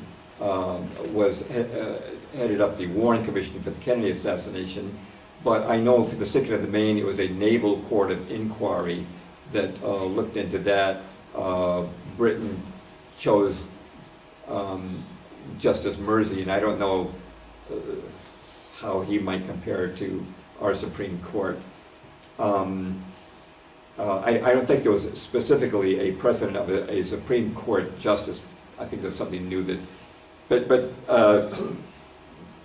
Roosevelt was always tampering with things. He tried to enlarge the Supreme Court, which has been talked about today. He had a court packing scheme. He wanted to increase the number of Supreme Court justices during the 1930s because they were knocking down some of his socialist programs. So he wanted to have a bigger Supreme Court, which have his own appointees on it. So, but I don't know of a specific case prior to Pearl Harbor where a Supreme Court justice headed up a commission, an investigatory commission. Who's next? I'd like you to comment. Oh, go ahead.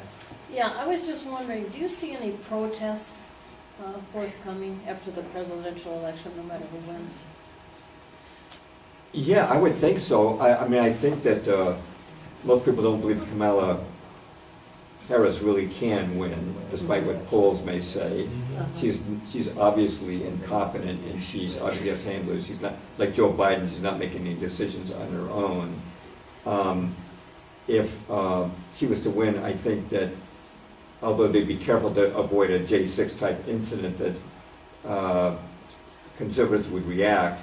But if Trump wins, I would expect a very violent reaction from Black Lives Matter and Antifa. And So you think it's more likely that there could be violence if Trump wins? Definitely. I think so. Yeah, I think so, because the Trump supporters are not violent people. That's what I was Yeah. thinking myself. The J6ers you just brought up, a lot of them are being still held to this day, 3.5 years later, Right. without even being charged. Is that true? That's correct. That happened during the Civil War too. And they passed in 1863 something called the Habeas Corpus Suspension Act, and tens of thousands of Americans were thrown in prison simply for opposing the war, and no due process, no charges brought, no trial. So this has been going on for a long time in the American government. It's been rotten for a long time. Do you think that, there's expectation that there's going to be some new false flag that will get us into the Middle East conflict? That would be likely because they need to motivate people and give them an excuse. So there would have to be something Iran or Russia, most likely. It could be North Korea, but more likely since. With regards to the United States involvement in a war in the Middle East, do you think it matters whether it's Trump or what I call Kamala Harris? I think Trump is very adamantly pro-Israel. He's the only American celebrity, this goes back before his president, to make a Israeli television commercial advocating the election of Benjamin Netanyahu. I mean, he is really, really pro Netanyahu, and I think he would involve us in war, but I think Harris would too. Harris is already, it's not Harris, but one of our top military commanders is already over there talking about having a war with Iran. So I think we'd have a war in either case, but I think that one good thing about Trump is I think he has a better relationship with Putin, and he'd be less likely to draw us into a conflict there. And of course, his domestic policies on immigration, and if there were any Republican bills that got passed, he would not veto them, and Harris would. So as much as I have my doubts about Trump because of his Israeli stand, I would think that Harris Walz would be an absolute disaster for America. That they would keep the floodgates of illegal immigrants coming in, and we probably would see the communists take over America. Yeah. That's right. Aren't we a naval power? That's how the United States has projected power around the world, is through its Navy.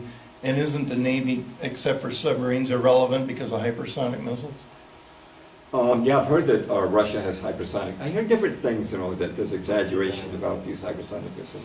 I'm really not sure what the truth is, and a lot of that would be top secret anyway, but I understand that Russia does have missiles that are undetectable by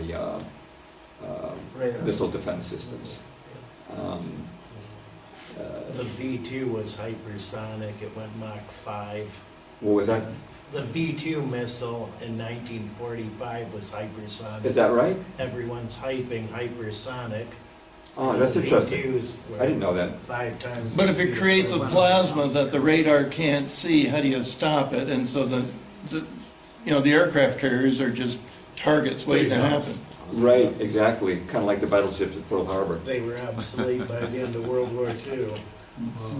Yeah, I wouldn't have a lot of confidence in this, and I think that America's policies have enraged so much, and I don't think our soldiers would have a lot of motivation for it. And it's not like we're fighting for our freedoms or something like that. It's all DEI. A lesbian just sank a Navy ship. In New Zealand? A political correctness, political correctness is disastrous. I wrote a screenplay in the mid-1990s, it was optioned a couple of times by Hollywood Christians, never made it into a movie. But at that time, I noticed that Disney, this is the mid-1990s, about 30 years ago, was offering fellowships for creative people. And I thought, well, fellowships, that'd be nice if we could get a fellowship at Disney, that'd be kind of cool. Then I found out Disney was not offering fellowships to any white males. You had to be either a woman or a minority group. But if you were white male, you were out, so I had no chance to get a fellowship. Just identify And as a but woman. that's 30 years ago, that's much worse now. Yeah. Much worse now. Go ahead. You mentioned the rebuilding of the temple in Jerusalem. Do you have any insights on that? Yeah, Dr. John Coleman, some people trust him, some don't. He wrote a book called The Committee of 300. He said that the idea that the Al-Aqsa Mosque was built on the old Second Temple of Solomon was a complete fake. It was an archaeological misinformation designed to support the Zionist cause.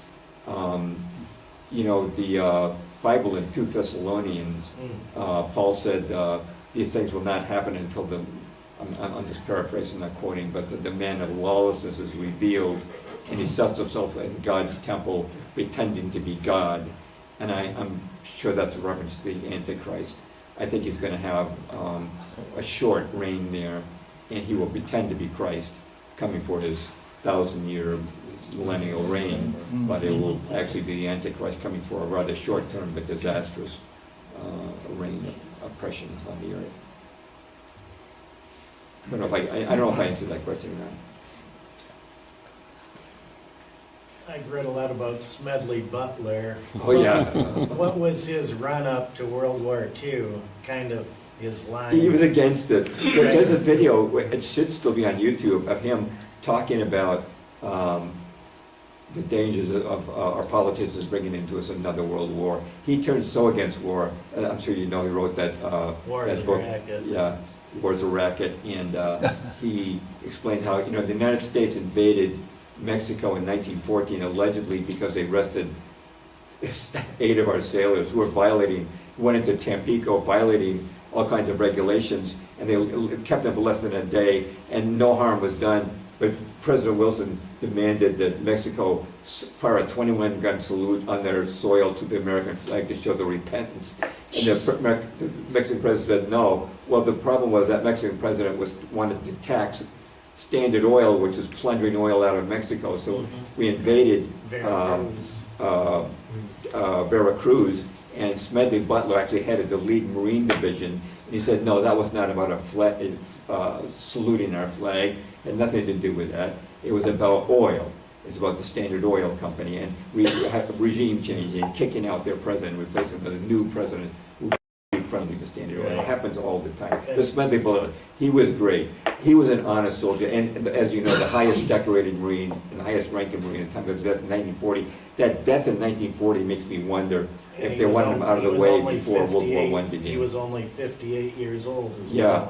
well. Some people seem to disappear at convenient times. That's what I figured.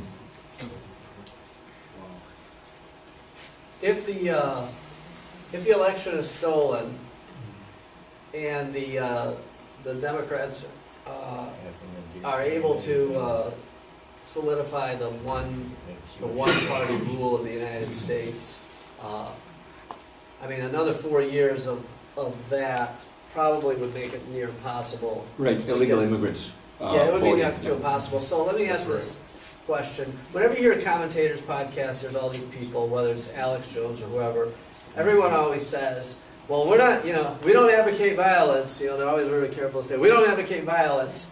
The question that I have is, if they are able to do this, and if they lock it down where there's literally no way out, let me just say this. Can you conceive of a way for Americans to escape the effects of the communist state that we're going to have to endure? Is there a way to save this country? Can you conceive of a way to peacefully save the country, or would some type of 1776 type action be necessitated? I'm asking, do you think it's possible to peacefully get out of this mess? Yeah, I don't think so. I suppose if Trump got in and he successfully was able to implement deportation problems and, resolve peacefully the crisis in the Ukraine, I suppose things could happen. He's really peacefully. softened from 2016. Nobody expects him to do mass deportations. Yeah. So, I suppose it's possible, but I'm very doubtful. The problem with organizing a revolution, of course, is that with mass surveillance, all of our emails, phone Everything's calls, changed everything's probably in some massive database. They know who everybody's friends are, and they know, they can utilize the Justice Department and police and military to try and suppress, nip in the bud any attempt at a revolt against the system. And of course, the mainstream media would support the government's narrative, and platforms of social media would shut down, like Facebook always okay, has. so that having said that, is there then I guess we'd have to agree that in order for there to be some type of success to bring down the evil anal empire, it would have to come externally. It would have to be an external power that would have to slap it down. Well, I think I told you before that if it'd be great if not everyone's going to agree with this. If Putin got voted president on write-in, That's right. on a write-in campaign. That's right. But I know people have varying feelings about Putin. I understand that. I have not complete confidence in him myself. However, we do need a strong leader with strong Christian values. That's vital. I think that it probably, in human terms, would take a violent activity. But like I say, they have so many ways of surveilling that and preempting that. It'd be very, very difficult to do. I think what we need probably more than anything is a miracle from God. Yeah. There's one reason why I wrote my book called Missing Saints, Missing Miracles. Became Orthodox, and I was always told that there weren't any miracles after the book of Acts, and I found that there were a lot of miracles that occurred. Amen. Just as Jesus said, The miracles I do, you shall do also. And I found that there were saints throughout 2 millennium who walked on water, not to boast, but they were humble men who created a miraculous cast of fish, turned water into wine, virtually even moved mountains. Virtually every miracle Jesus did, they did also. He said they would do them.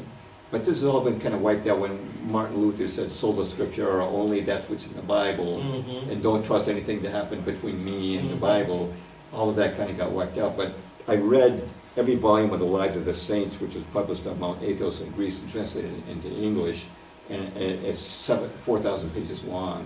But I made it a very small book, and I just took every time a saint healed a blind man or healed a leper, I would make a note of it, and then I have a paragraph consistent where each of the miracles is listed. Now, people like that, there were people who turned back storms like Jesus did on the Sea of Galilee, and I believe there's even a case where 2 saints stopped a war, and that's kind of what kind of saint we need now. But you know something? I have a chapter on this too. Every saint who did this was someone who was completely obedient to Christ, who gave away his possessions to the poor, who was completely lived a life of self-denial. Utter, total obedience to Christ. Those are the only people who actually did those miracles. It was never, a Benny Hinn or any, just the church-going Christian who would just do a miracle. But people would probably disagree with that because I've heard of miracles occurring in other churches as well. Sure. And I heard about miracles occurring in evangelical churches at times, and Catholic and Orthodox alike. So I'm not trying to single out Orthodoxy, but I just wanted to stress that remember the city of Nineveh was in the Bible, in the book of Jonah, was God told Jonah to prophesy that Nineveh was going to be destroyed, and then the people repented, and God took away his prophecy of destruction, which disappointed Jonah. But laughing aside, and this things would be said. I made a lot of memes on Twitter before they shadow banned me, but I worry that there may be a day when none of us want to laugh. I think nobody in Gaza is laughing right now. There's nothing to laugh about, and I'm afraid that a whole world could become like that. You had a question back there? I have one too. Oh, you're next. Go ahead. No, you are right now. Okay. You're up.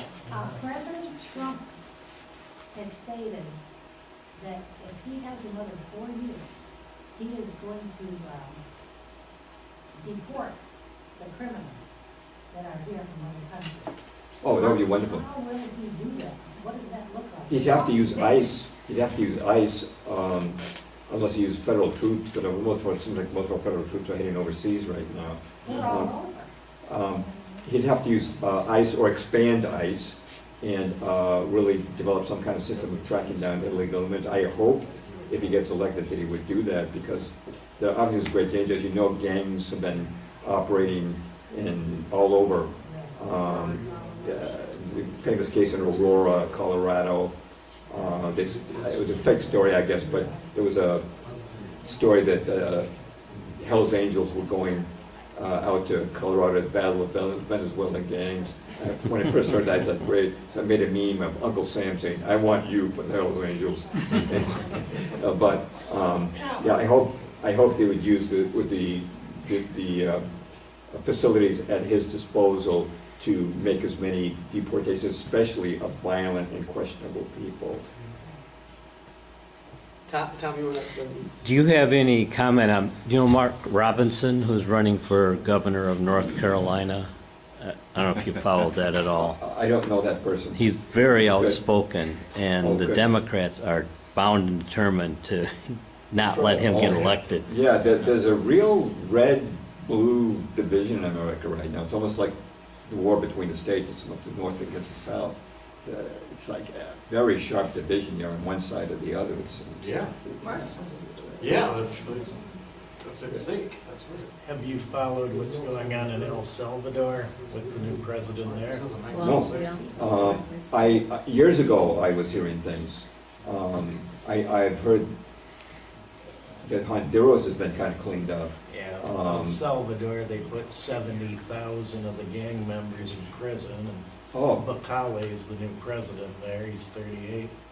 Pretty He's a Oh. very interest- Christian person. Yeah, very That's really interesting encouraging. Changed history. that country. there are some encouraging things, like when Roe versus Wade, when they properly said that belongs under the 10th Amendment, and for the states to decide, a lot of abortions were stopped.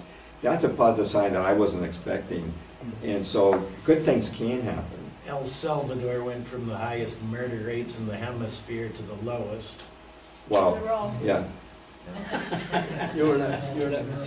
Yeah, well, I'd like to see the J6s removed to make room for those violent criminals. If we can't deport them, at least put them in prisons here.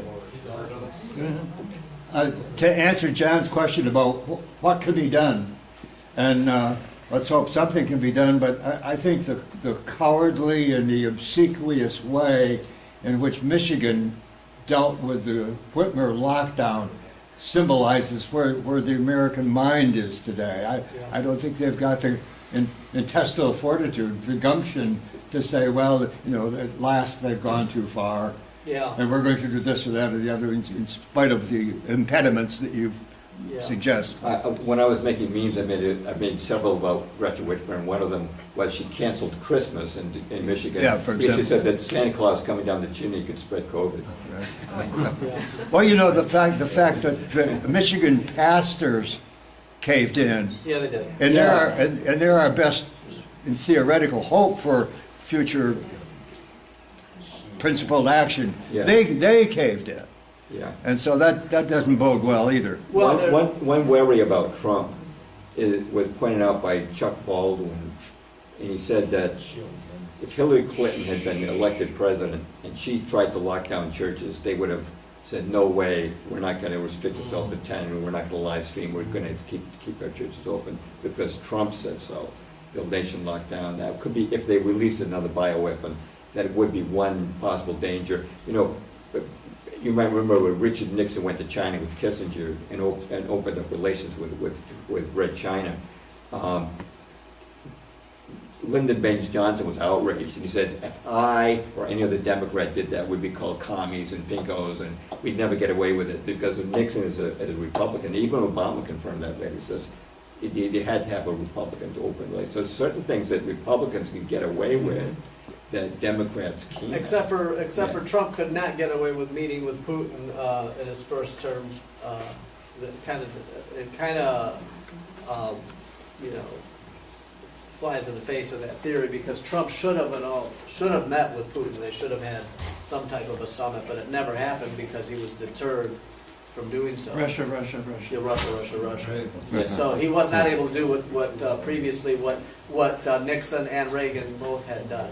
Of course, that was when China was utterly communist and had just gotten done with killing tens of millions of people during the Cultural Revolution, whereas Russia's now basically a Christian nation. Right, so, but all the more reason, why can't you meet a president of a Christian nation when you were able to meet a president of a oppressive communist nation?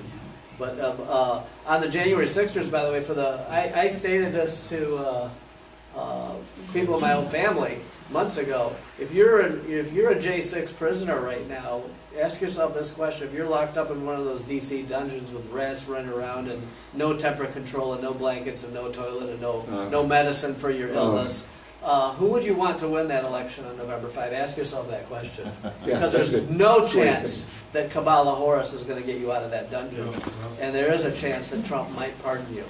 There is at least a chance. Right. Especially his way he's talking to Tucker. He certainly knows what's right. I mean, he's talking to Tucker Carlson and people like that. He knows what the right thing is to do.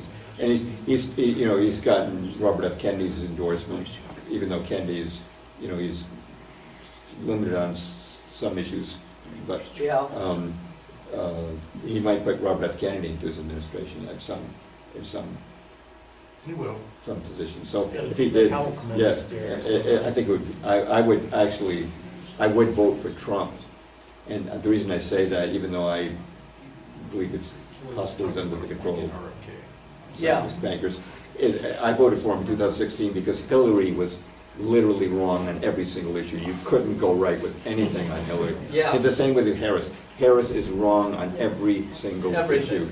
Everything is wrong with her. So it's just kind of a no-brainer. At least Trump will do some things right. Yeah. Some So, things. Aren't the oligarchs scared to death because their names are on the Epstein list that Trump might release? And that's what's making them so I rabid don't this think he'd time? do that, but I think that might be one reason why the media's always arrayed against Trump. That's always. I've given up hope on these types of lists and, people getting arrested and all that. I think we're at a point, my opinion is, we're at a point where you brought up the COVID scam and what happened The in Michigan. lockdown. Really, the lockdown, really what it boils down to is absolute resistance. I mean, we have to have a purpose of mind to not accept these things ever again.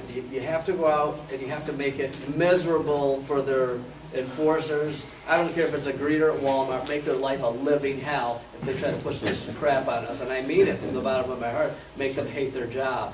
That's the only hope. And then, They already hate it. yeah, and also keep in mind, you have to make a decision right now. I'm not going to answer the question for you, but they're coming for the guns, and you have to make a decision. Are you just going to hand them over, or are you going to do something else? Think about it. Go ahead. To go back a little bit more, a couple questions back. Are you familiar, Mr. Purvis, in the middle 1950s, there was a rosary crusade in Vienna, Austria. About 500,000 people were involved in a giant prayer, let's call it an American protest, but it was a rosary procession. And I believe shortly after that, the Russians moved out of Austria. Do you know anything about that? I don't know about that, but it wouldn't surprise me. It wouldn't surprise me. I know that Constantinople one time was surrounded by an overwhelming number of Turkish forces. It was destined to fall, but the people prayed, and there was a vision of the Virgin Mary, and the city was saved. And I believe those kind of miracles can still happen. I think it should be important for Christians to gather and to pray. I think that would be a wonderful idea because, God is a lot more powerful than Satan, and often I think we tend to neglect them. We think, myself included, we talk about politics a lot, and it's really the spiritual element that we know can do miracles. So I would definitely include things like that. And that kind of thing wouldn't surprise me at all. Any other questions? Go ahead. What's your opinion about, I firmly believe this is going to happen, and a few people have talked about it, that Trump will actually win the election and they won't let him Take office. take office. Yeah, I believe that, right now the media is saying that they're almost neck and neck, and I can see if there's a very close election, the last election that Biden supposedly won, they said that's the most safe and secure election in history, but the year before that, they were talking about Russia. If Trump wins, they'll claim that they actually won and they might refuse to move out and refuse to give him a place in the White House. That would be an interest, and then that would probably result in a real civil war. Yeah, that could happen. I don't know. How, that's, I don't even know how that could possibly unfold. There aren't the geographic, there isn't a geographical divide that there was during the war between the states. Yeah. A civil war would be kind of ugly now. How do you conceive of something like that happening? Well, Harris could try to call out the military, but I think a lot of the military wouldn't partake. I think they'd say, no, we're not going to help you out. What do you say? You lost, and that's your tough luck. I think a lot of military would sit down and say, we're not lifting a finger for you. That's right. And I think You also, think so? and as pointed out many times, there's been a lot of memes made about this, but in a civil war between liberals and Democrats, against the liberals and their pink costumes and the conservatives with their AR-15s. I don't know if I agree with that. I saw a lot of cops dragging old ladies out of Costco for not wearing a mask. I don't trust these that's people. true too, yeah. You witnessed that? It's not today's military. Today's military is not the military that we serve. That's right. That's right. We have, actually, a guy in my church is a military recruit. He said they have a hard time getting recruits now, not just because people will come, but they can't pass the mental and physical tests that are required to become a soldier. And I also think they lack real motivation. A lot of people think, well, Do I really want to fight for this country? What I You fear know? would happen is be like what happened in Finland, the Reds and the Whites, and the knock on the door came at 2 in the morning. Yeah. Are you red or you're white? You say the wrong thing, you're dead. Solzhenitsyn said basically that, you know, when they came door to door at the apartment buildings and they started arresting people, if we had fought back, he said, with everything we had, whether it was a kitchen knife, a shovel, a club, anything, it could have had a massive impact. Instead, we were cowards and we got sent to the gulag. So, you know, my thinking is you were right. We can't, the organizational capacity is gone. When they did the Michigan lockdown, you know, the Free Michigan, whatever it was called, I forgot the name of it. It was on Facebook, and they had something like 300,000 people signed up to unlock Michigan. Maybe that's what they called it. I can't remember. But you know what? Facebook shut it down, and everyone was no longer able to communicate just like that. They turned out the lights, and so the movement and the protests at the Capitol the lights were put out instantly. So. My thinking is things could unravel and people are going to have to act individually. Think lone wolf, and then after that there could be a coalescing of people after things get underway. But in terms of organizing some resistance, you're not going to be able to organize it. You're just going to have to be brave and do something crazy and hope other people do the same thing. That's right, the Facebook was just keyboard warriors anyway. Yeah. Well, the thing that occurs to me, the question is, what do we do? The computers run everything. Right. Granted, there's people behind computers, but somehow we have to get control or influence over these computers, and maybe it's being done now. I had high hopes for Trump's media thing, which hasn't done what I thought it would, but this is where the influence is these days. Oh, absolutely, for sure. It was amazing. When I wrote my first book in 1988, you know, I wrote it on a typewriter, and I did my research on paper. There was no internet. Things that I hate what's going on in the world, but I do love the fact that I can access information, even though it's been Google will suppress any attempt to look at the truth. But right now you can access information instantly, which you couldn't do before.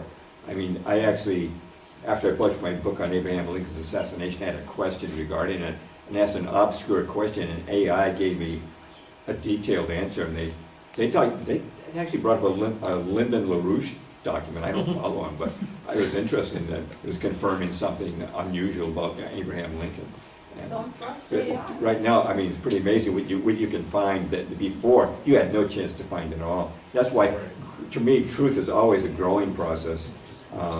Ever since the, especially since the arrival of the internet. One last question from Ellie here, and then go to the table, get a book, and have him sign it. You can talk to him some more, at the table here. I just think one of the greatest dangers to our whole world, especially in the United States, is children are not being taught to read.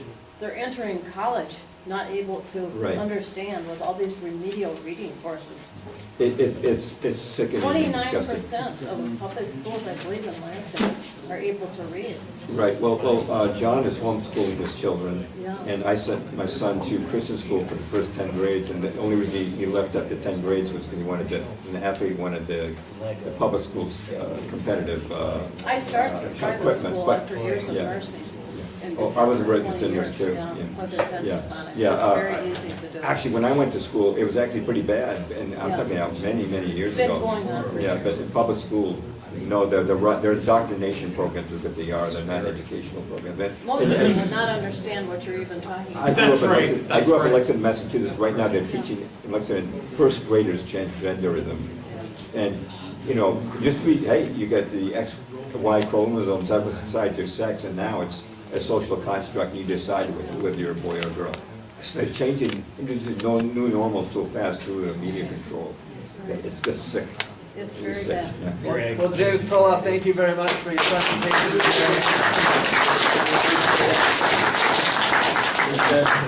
John, just one thing.